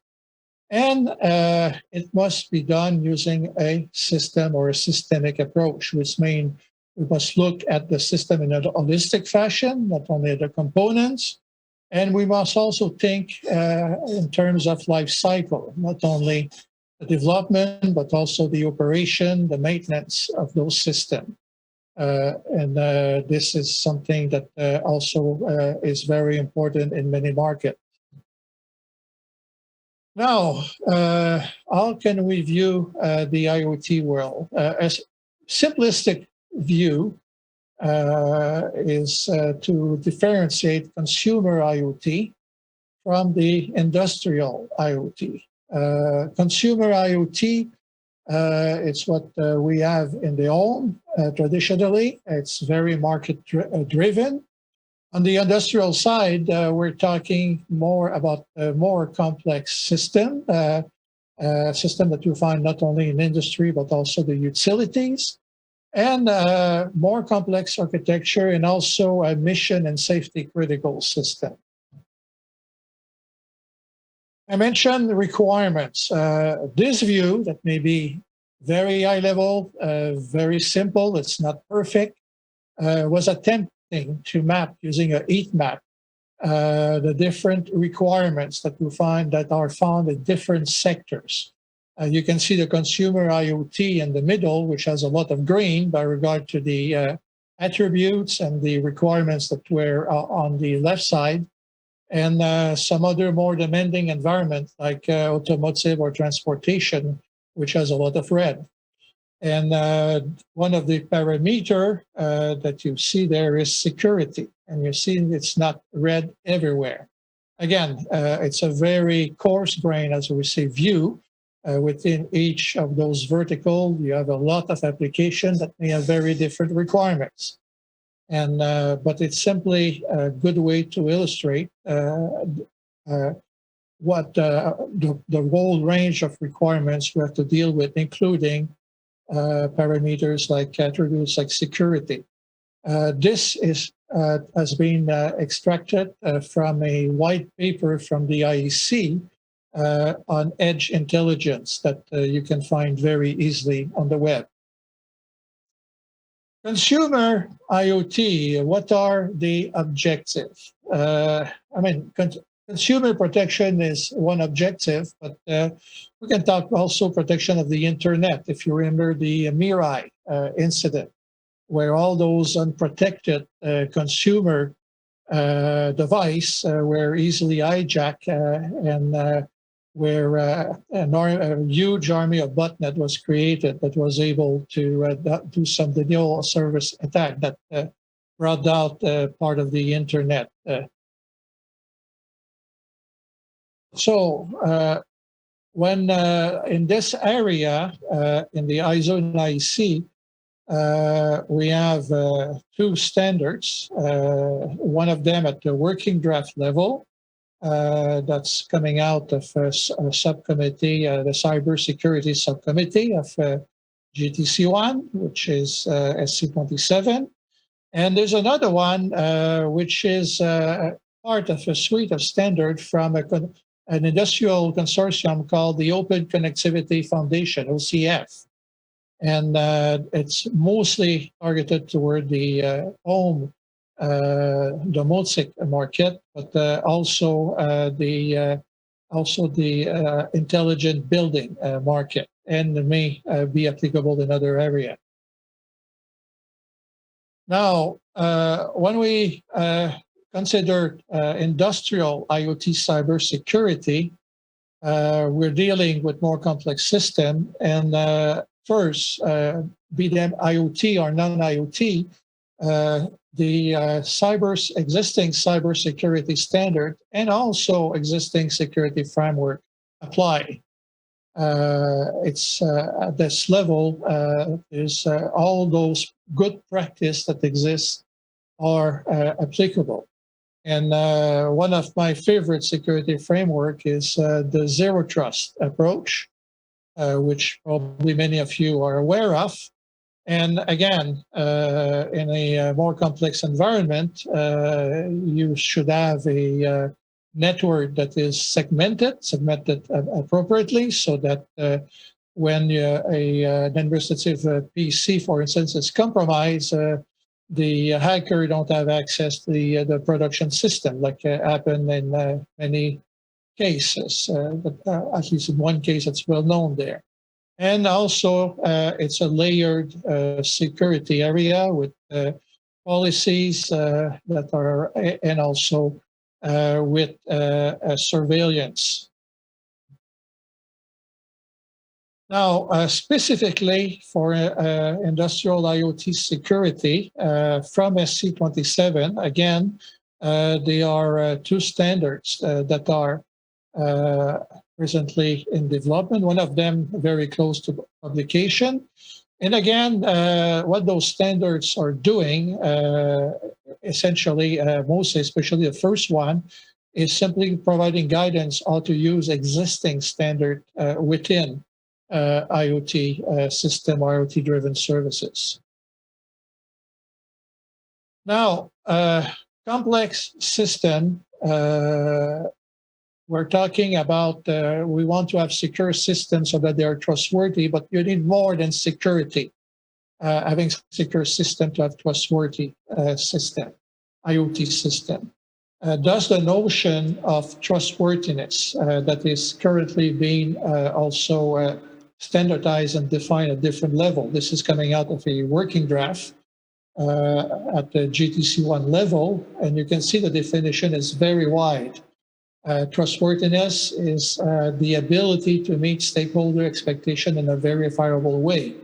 Now, very high level attribute that you can decompose in many other what's called their characteristics. So security is there as privacy, but there's a lot of attributes tied up to data quality and other that are tied up to the architecture of the system. So, and one of them that I think is very important in industrial IoT is the notion of resilience and robustness.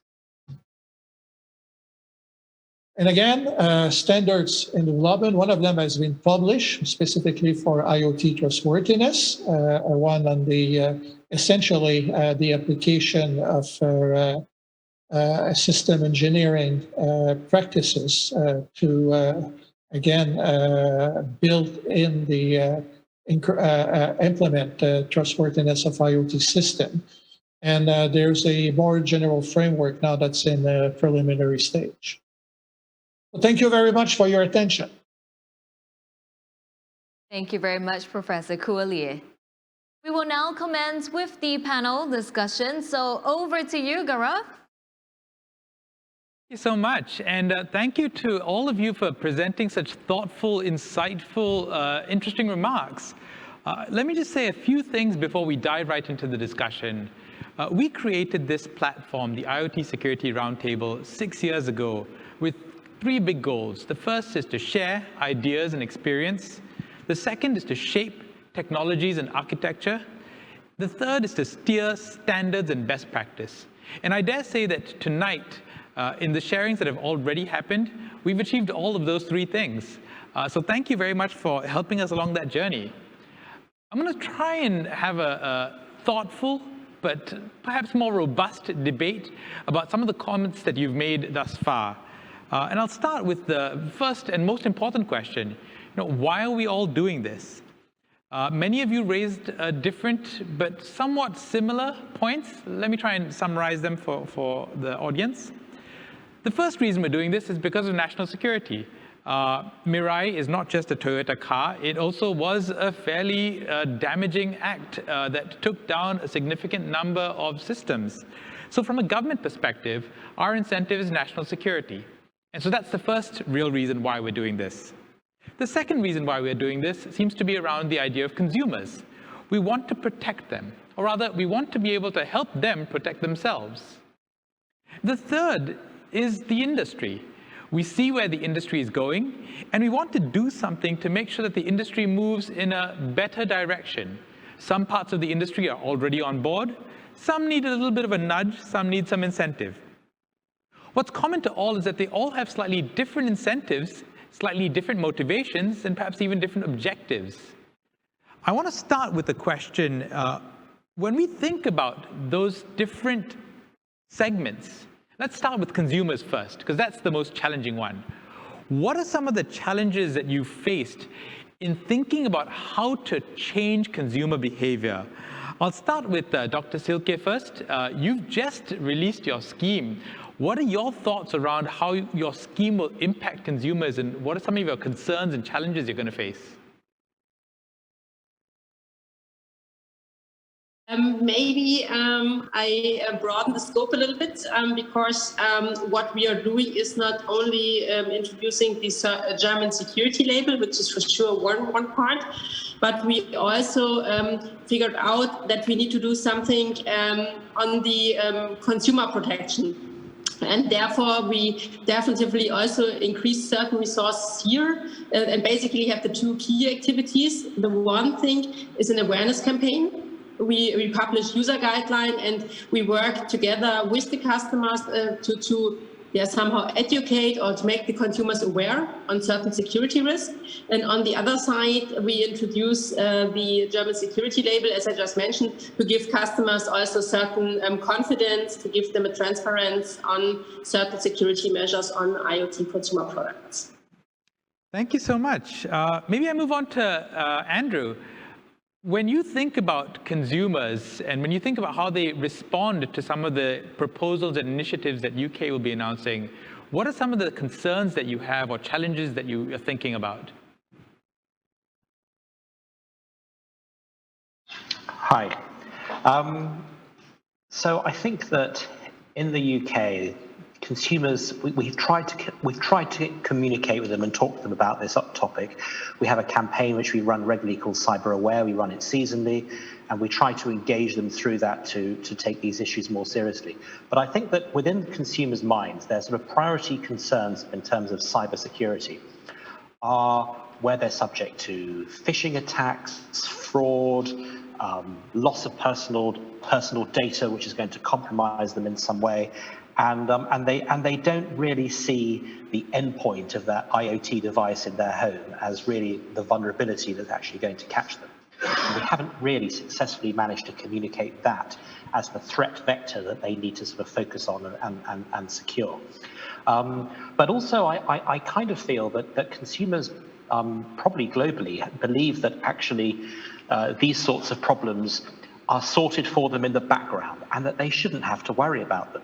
You know, if I go into a shop and I want to buy a bedside light, I'm not presented with a choice of, well, here's one which is cheap and it hasn't got a sticker on it, but this one here does have a sticker on it that says it's nice and safe. No, you know, neither of these products is going to burn my house down. I can confidently buy them and plug them in.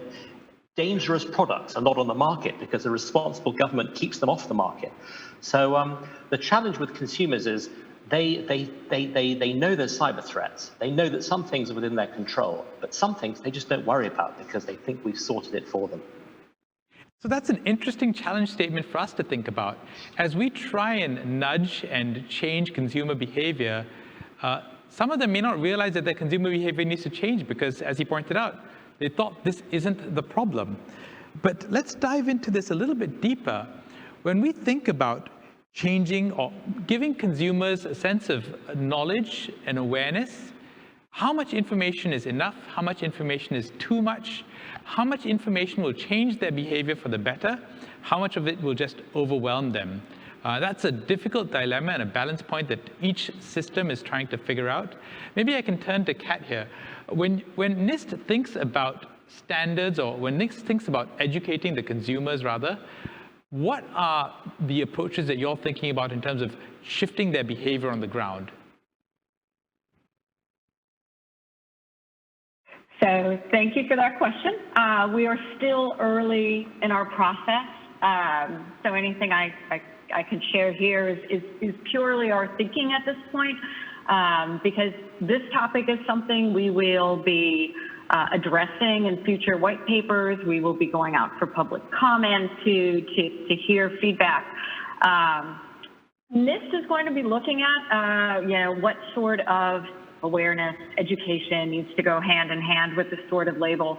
But NIST is also trying to understand exactly how much can we expect your average consumer to be a sophisticated customer and understand the difference between a binary label or understanding what's talked about sometimes the nutritional label. So is a consumer supposed to be able to compare between a product that has great encryption in place or a product that may not be implementing great encryption? So we're still doing research.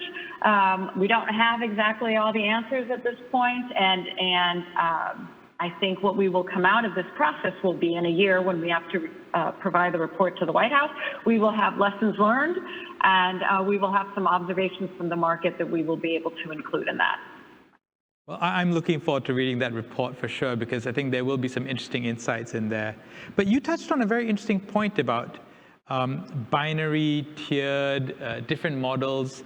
Let's dive into that just a little bit, because as you can see from the various frameworks that we've discussed just tonight, there are some points of difference in the way that different countries have implemented the labeling scheme or standard.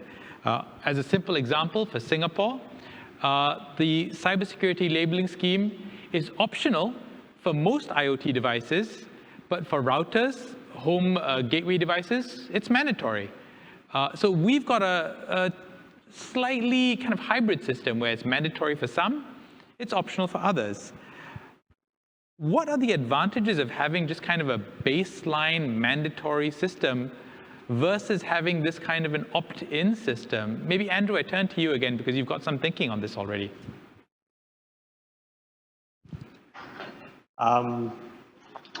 Should we just take the dangerous light bulbs off the market?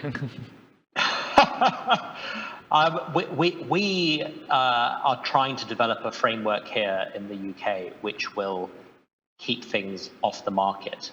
The framework allows us to set the threshold for what it is that devices must actually meet to be allowed to sold on the market in a flexible way, so we can move it up and down. Your example about what you're doing in Singapore is interesting, because we are actually taking a remarkably similar approach in. In fact, I think most countries really are when you actually drill into the detail. So routers or routers, depending which part of the world you come from, we are regulating them separately. We have a piece of legislation before our Parliament called the Telecommunications Security Bill, which is placing different requirements on those devices. Those requirements are not necessarily the same as what we're doing on consumer devices. We may be applying the whole ETSI standard rather than the sort of minimum top 3 on those devices. Similarly, in other sectors like smart charging equipment for vehicles, I mean, the risk there are extraordinary. I mean, if you look into how attackers could potentially essentially bring your national electricity grid down by flicking these things off all simultaneously at the wrong time of day. So again, because of the risk threshold, we've decided to put different rules in there. But I think our general position is that where we've identified that there is a threat that merits government intervention, it shouldn't be optional. There should be a minimum standard, and it must apply to all products within that product class. So it's calibrated to the context. If you see a safety, a security, a clear threat, you do take a slightly more stringent approach. That seems quite sensible. There are other points where there are differences, and let me just jump to the next one, which is a tiered system versus a binary system. So the Singapore approach is we've got 4 different levels. 1-star, 2-star, 3-star, and 4-star. And among my own team, we've joked that there's a mythical 5-star, the 5th star that will never be attained because there's no such thing as the perfect product. But even within this tiered structure, is there merits to having multi-tiered systems versus having a binary system? I'm going to start actually by talking to our industry rep. So Dave, what are your thoughts on having a tiered system versus a single system? Yeah, I think it's certainly starting with the baseline has made a lot of sense. Let's get some common ground across all the different products. But I think as I mentioned in my opening remarks, I think having the flexibility for some tiering, both in terms of the security functional requirements as well as the assurance levels, is something that we ultimately need. But we still have to keep those simple and understandable for consumers and for developers. So that balance is not easy. I think the good news is, as I mentioned in the example for Android, we have, with the Android profile that we've developed, an extension that really tries to find that right balance. So it's not thousands of levels. It's a small set of common sense extensions that allow you to differentiate things like the biometric quality and the frequency of security updates and things like that. And again, we've done this with other sectors as well. So we had a bunch of folks from the network lighting controller market get together and ask the question, in this particular market, do we need something that's slightly different? And we were able to create, again, a set of simple, easily understandable, but still more relevant and more useful for that market. I think we've learned a lot by doing that. So I think there's definitely merit to simple but flexible. And that whole idea of simplicity sometimes is really complex to get to. In order to simplify something, to make it easy for the consumers to understand, sometimes the back-end work is really difficult. So that brings me actually to the next area where some of the schemes are looking at a very simple, almost self-declaration form of an assessment. Some have much more robust forms of assessment, all the way down to kind of penetration testing and in-depth security testing. How robust should the scheme be in order to provide a simple enough way for the consumers to distinguish? I'll start with the German example, which is a very detailed, very robust approach to it, and yet simplified to a level where the consumer can understand the output even if they don't understand the process. Dr. Silke, could you share with us some of the thinking that went behind that process? Yeah, I think maybe this is also something where, at least from the BSI side, where we work also a lot with quite regulated topics. It's also, let's say, new to work with, for example, with IoT, which is a pure consumer and commodity topic. And I think, therefore, it is the right approach to start with this transparency scheme.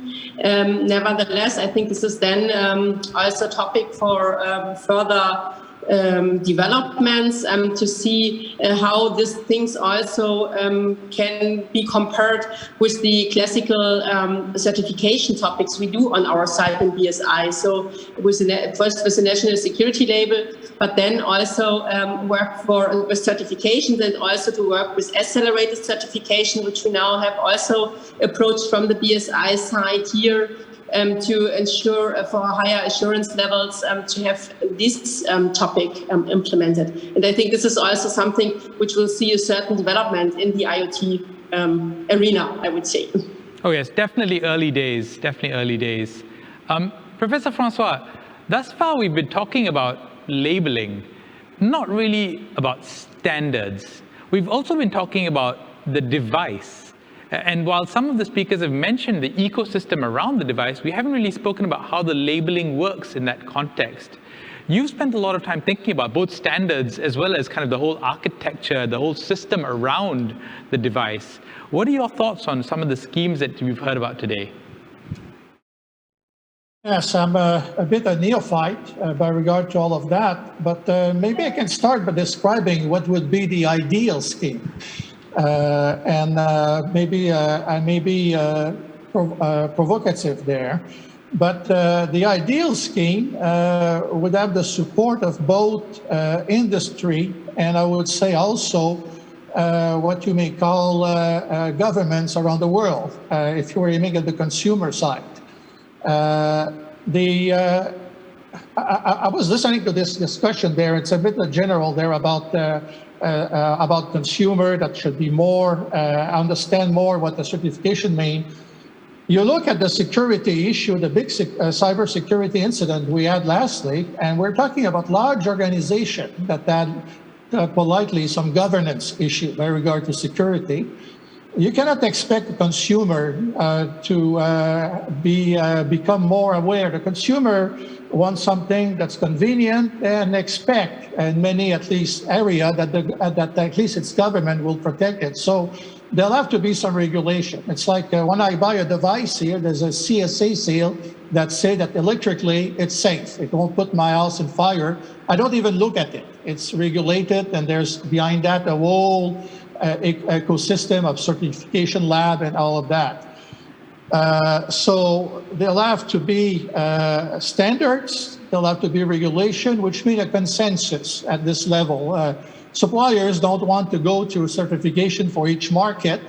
It may be problematic. So this is where the international level can work. But standards can be developed in many different ways. A lot of standards are developed by industrial consortia, fora, and they become market, and then they may find their way to the more de jure environment.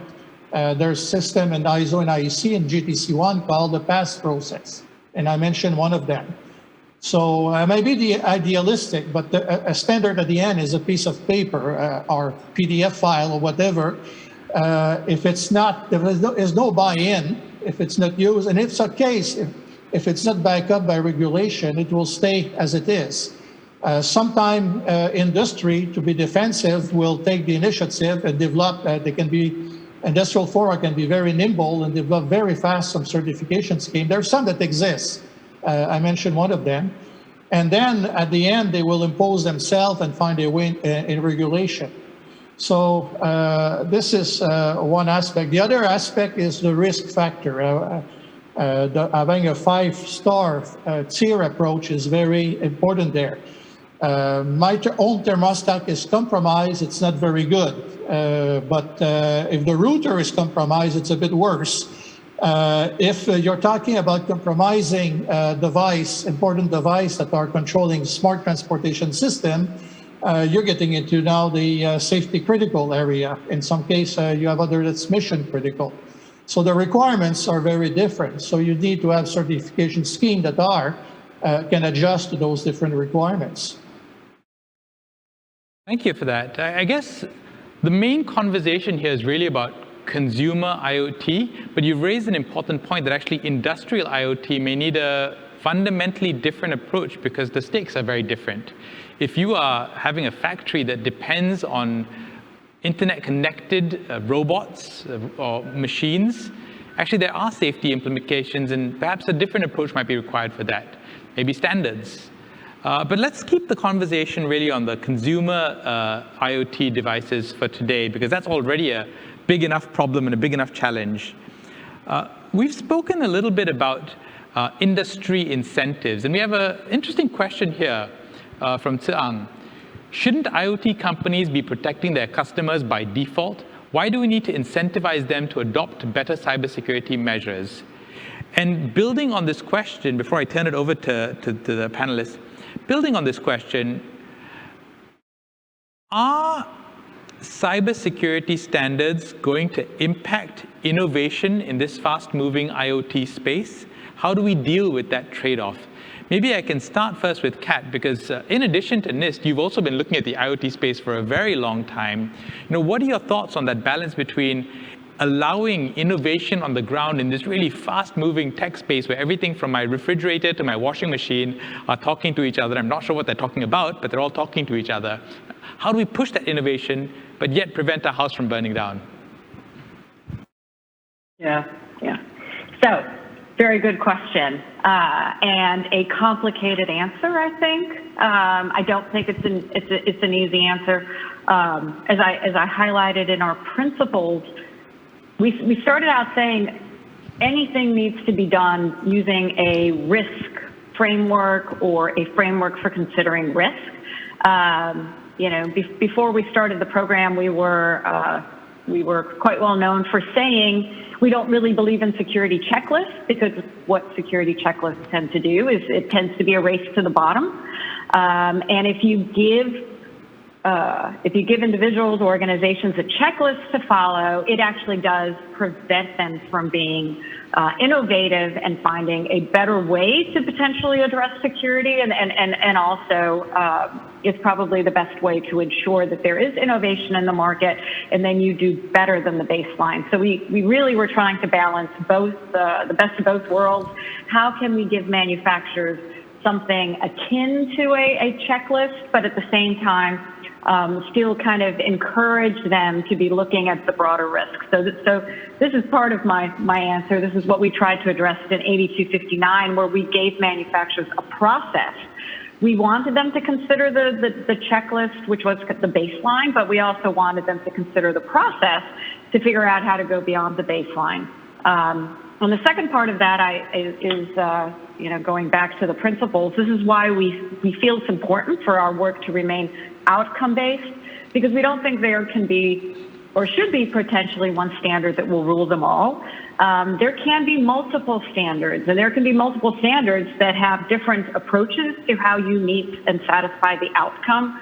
And this will allow manufacturers who are building different types of devices to either say, this standard is appropriate for my type of device and the capabilities of my device and the risk profile of my device and my risk appetite versus another manufacturer who may want a different approach. And it also allows customers, especially when I look at industrial customers, to also say, this standard is the right standard for me. This is the outcome we're all agreeing that we are shooting for, but there's this flexibility. So we think multiple standards are a good thing. There does not have to be one standard that underpins everything.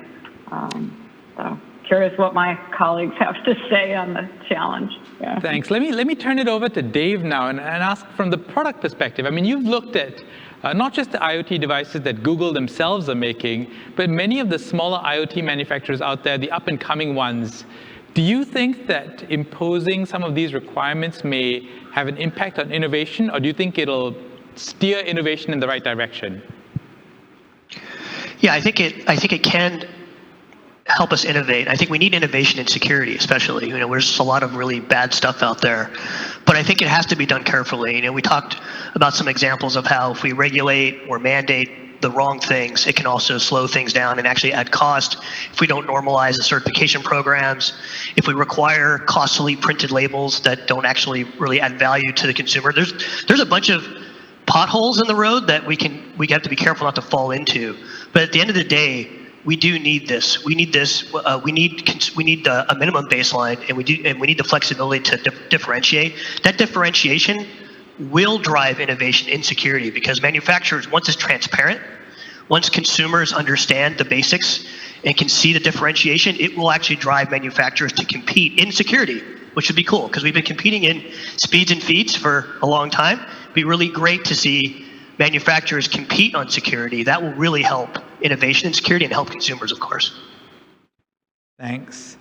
So this is, I mean, there's a lot more we can go into this, but before I move on to the next area of conversation, maybe I just have a quick check. Andrew, Dr. Silke, Professor Francois, is there anything else you want to add to this area about some of the different approaches that we've each taken in terms of thinking about the labeling or the standards or the approach to the issues?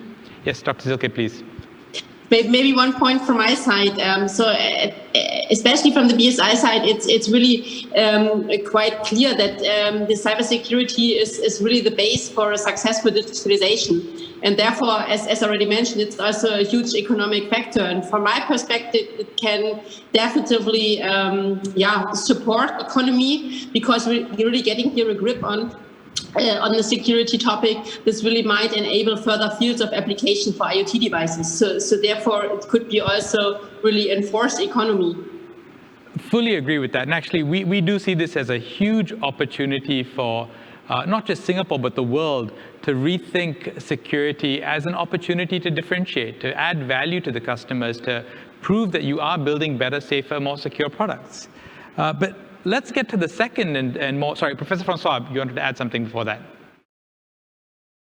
Yes, it's simply coming back to maybe how sophisticated the scheme has to be.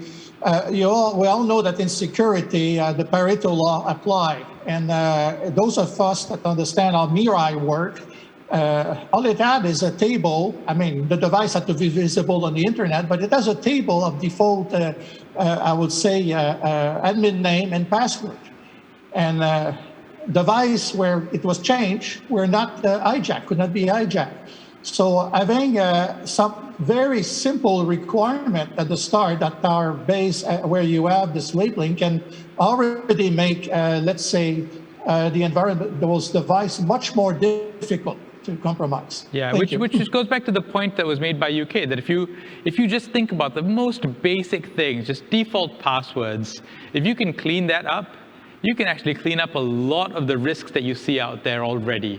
And then you get to even more complex issues, but just that baseline, that basic requirement already addresses a significant amount of the risk. I'm going to move on now. We've got only about 15 minutes left, but I want to move on to the next area. I'm very heartened to hear that all of us are interested in harmonizing the diversity of interesting standards out there. Now, the question is, how? How are we going to do that?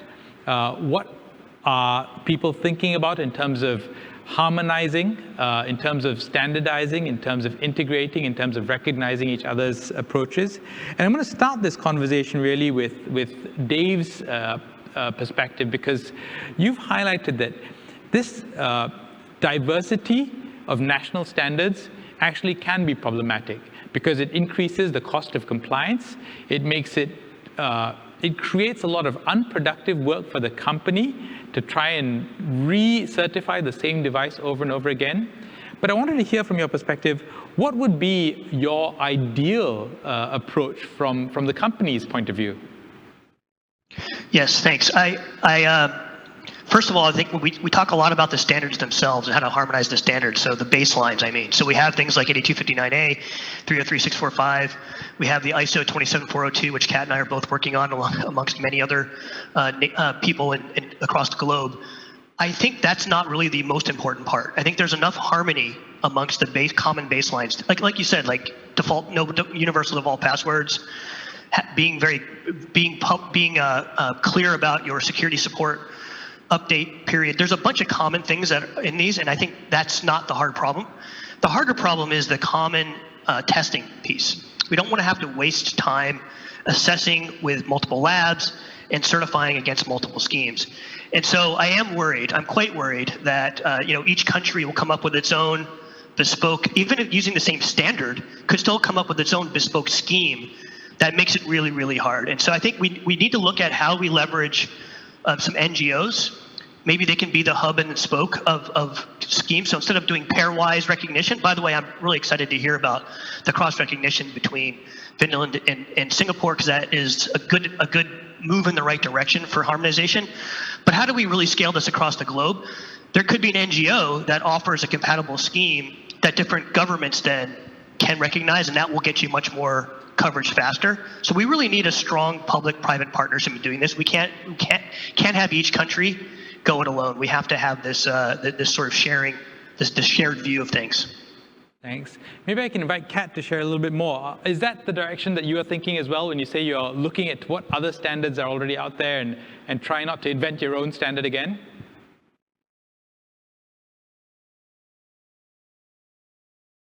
All right, double muted, still gets me.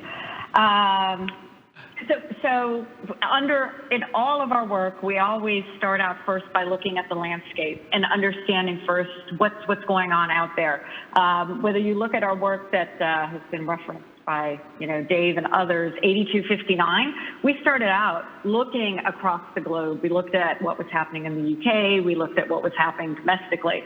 So we do feel that work has to be informed by our work. That being said, on the consumer work, we did exactly the same thing. We're looking at the Singapore model. We're looking at what's happening in the UK. We looked at the SE standard. We looked at our ISO IEC standard 27402, which is intended to be a core baseline across markets as well, and be informed by all that.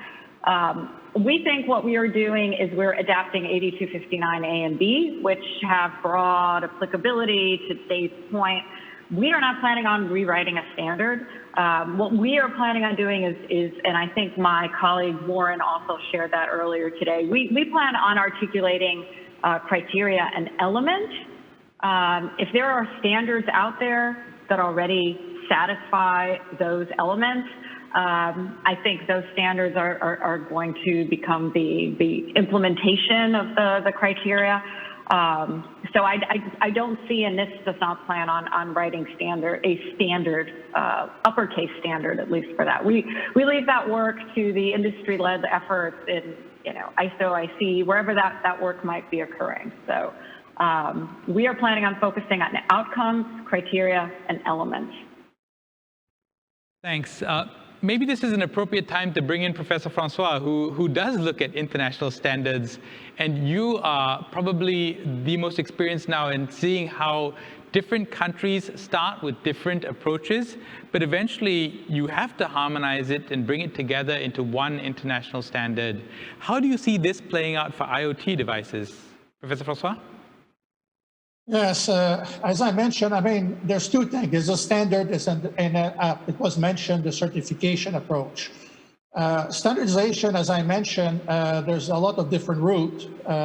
If you have already schemes developed in different countries, the traditional route is to go to an ISO committee, table all of them, and try to come with an harmonized standard that's based on that. Or it can be reversed, because you can have a base standard, and then different countries will simply develop a scheme based on that. You want to push further, you have, if you want to have, again, a certification scheme that's recognized internationally, there's already a body of standards that are there. I'm not an expert in that, but you can find on the web easily.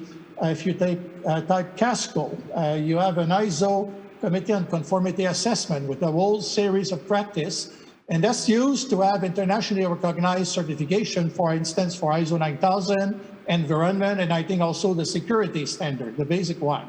So again, the question is, and I'm not knowledgeable enough, could this scheme be applied also for IoT consumer device labeling, having a base standard? Thanks. We did have another question here from Eddie, and it was along the lines of, are we worried that if we start to think about harmonizing the standards, we'll end up with the lowest common denominator? And is that something that may actually encourage a minimum compliance mindset rather than pushing for higher cybersecurity standards? Let me start first with Andrew. I mean, we've had this conversation that actually if you do focus on the minimum, you do clean up quite a bit of the mess out there.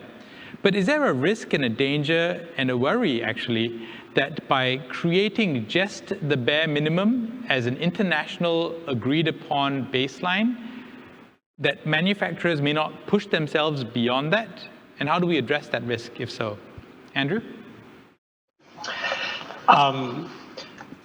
Well, I think you put the point is really you have to start somewhere. Now, look, in the UK, the responsibility for solving this has been given to my department, and we're responsible not just for these security issues, national security issues. We're also responsible for growth and for economic gain, trade, supporting international trade. And therefore, we don't want to put great big barriers in the road to this kind of thing. They're the kind of issues that Dave's raised in terms of causing difficulties for companies in being able to sell their products across multiple markets is exactly the kind of thing we're worried about, not just for companies overseas who are trying to sell into here, but for our own innovators who want to sell internationally. So we will make sure that what we do is done carefully. In fact, what I'm loving about this conversation is we're about to bring forward some legislation into our own parliament, which is our regulation here. In fact, I've carefully got myself a copy of it in front of me, and I'm going through thinking, yeah, I can manage with that point too, and yes, okay, thank you for that over there. Yes, we've got that covered. And actually, you can do this sensibly. But our approach is basically to start with biting off the low-hanging fruit, and then we will keep reviewing, keep working with the international community. We can move that bar gradually upwards, but we need to do so in a measured way with the right transitional arrangements in place, bringing people with us. Otherwise, all of these economic and trade problems come to bite us, which causes difficulty and breaks national security anyway, because if you try putting barriers up in this way, people will find ways through. Absolutely. Well, firstly, you're welcome for the debate preparations that we're giving to you. But that's a very valid perspective. And I guess one of the opportunities we have now in this harmonization is to think about where along that spectrum are we in our own development. Maybe just starting at the easiest, smallest step is the best way. Set a baseline, and over progressive kind of evolutions of each country's schemes, we move towards higher standards. We move towards a multi-tier scheme, perhaps.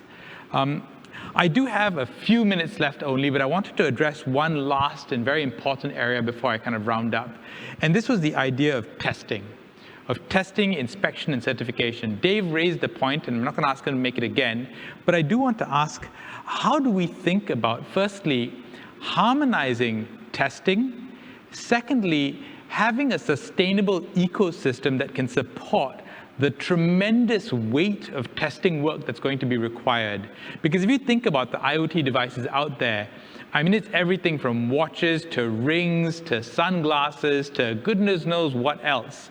How do we test all of these devices? There were estimates of 70-something billion IoT devices. How do we test all of this?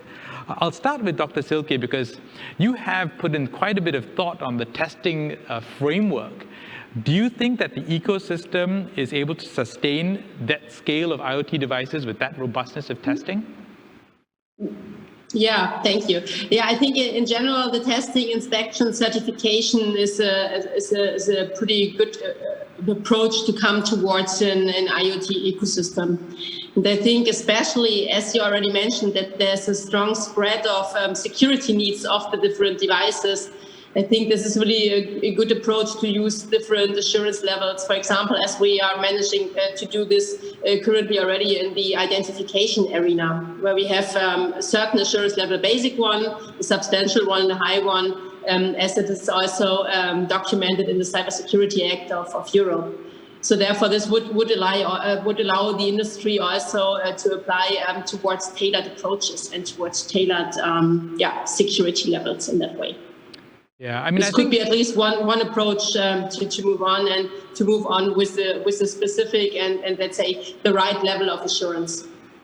And I think the right level assurance will be something that we get to over time, but we have to start with some level assurance. And I think many of the points that you've made and the rest of the panelists have made over tonight indicate that all of us are thinking about this actively. It's quite clear that none of us have a perfect answer. But what's heartening to hear, and what's actually most stark for me in this conversation, is that firstly, all of us seem to be coming to some form of a mutual understanding in terms of the baseline requirements of what IoT security looks like. We may have slightly different ways of describing it. We have slightly different terminology for the standards or the specific requirements. But generally, there's about 80% which is overlapped. There are some differences in how we're executing that strategy. Some of us are doing multi-tier, single-tier, our own standard, alignment with other international standards, NGO standards. And I think that implementation difference can be ironed out over time. But I really am quite heartened to hear that 80% of us, 80% of the standards do overlap. So maybe as a concluding thought, I'd love for us to think about focusing on that 80%. Focusing on making sure that at least we take one concrete step forward for all IoT devices to be more secure at the baseline. Even as we think about how do we figure out the higher tiers, the more advanced security, the more complicated devices, etc., let's start with the first tier, the most basic tier. Let's get an agreement on that. Let's make sure that internationally we're all working towards alignment on that, because that seems to be a real common point. And let's not get too caught up by the 20% which we each have our own approach towards. Once we've got that, we need to start thinking really about how do we make this sustainable? How do we make testing, self-declaration, or some other model workable so that we can get the most number of IoT devices on board in the fastest amount of time? And this is imperative because, as Professor Francois said, a standard, a label, a scheme is meaningless unless it's actually out there in the shops and consumers are actually purchasing these devices. So let's focus on getting this out there as quickly as possible to as many devices as possible. But I'm very heartened to hear all of the thoughts from all of the panelists. Thank you so much for the very interesting debate, and I hope our audience at home enjoyed it as well. Thank you so much.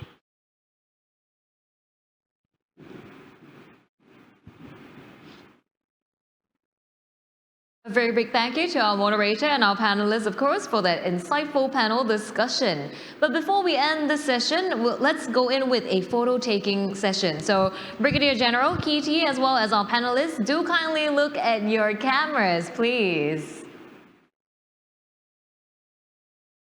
Give us a big smile, and we'll go in with a virtual group photo right here. And with that, ladies and gentlemen, we have come to the end of the International IoT Security Roundtable. Do join us tomorrow at 3 p.m. for the technical panel on the nexus of AI and IoT cyber analytics. Please view the calendar of events on the navigation bar to find out more about the upcoming programs lined up for you. Thank you and good night.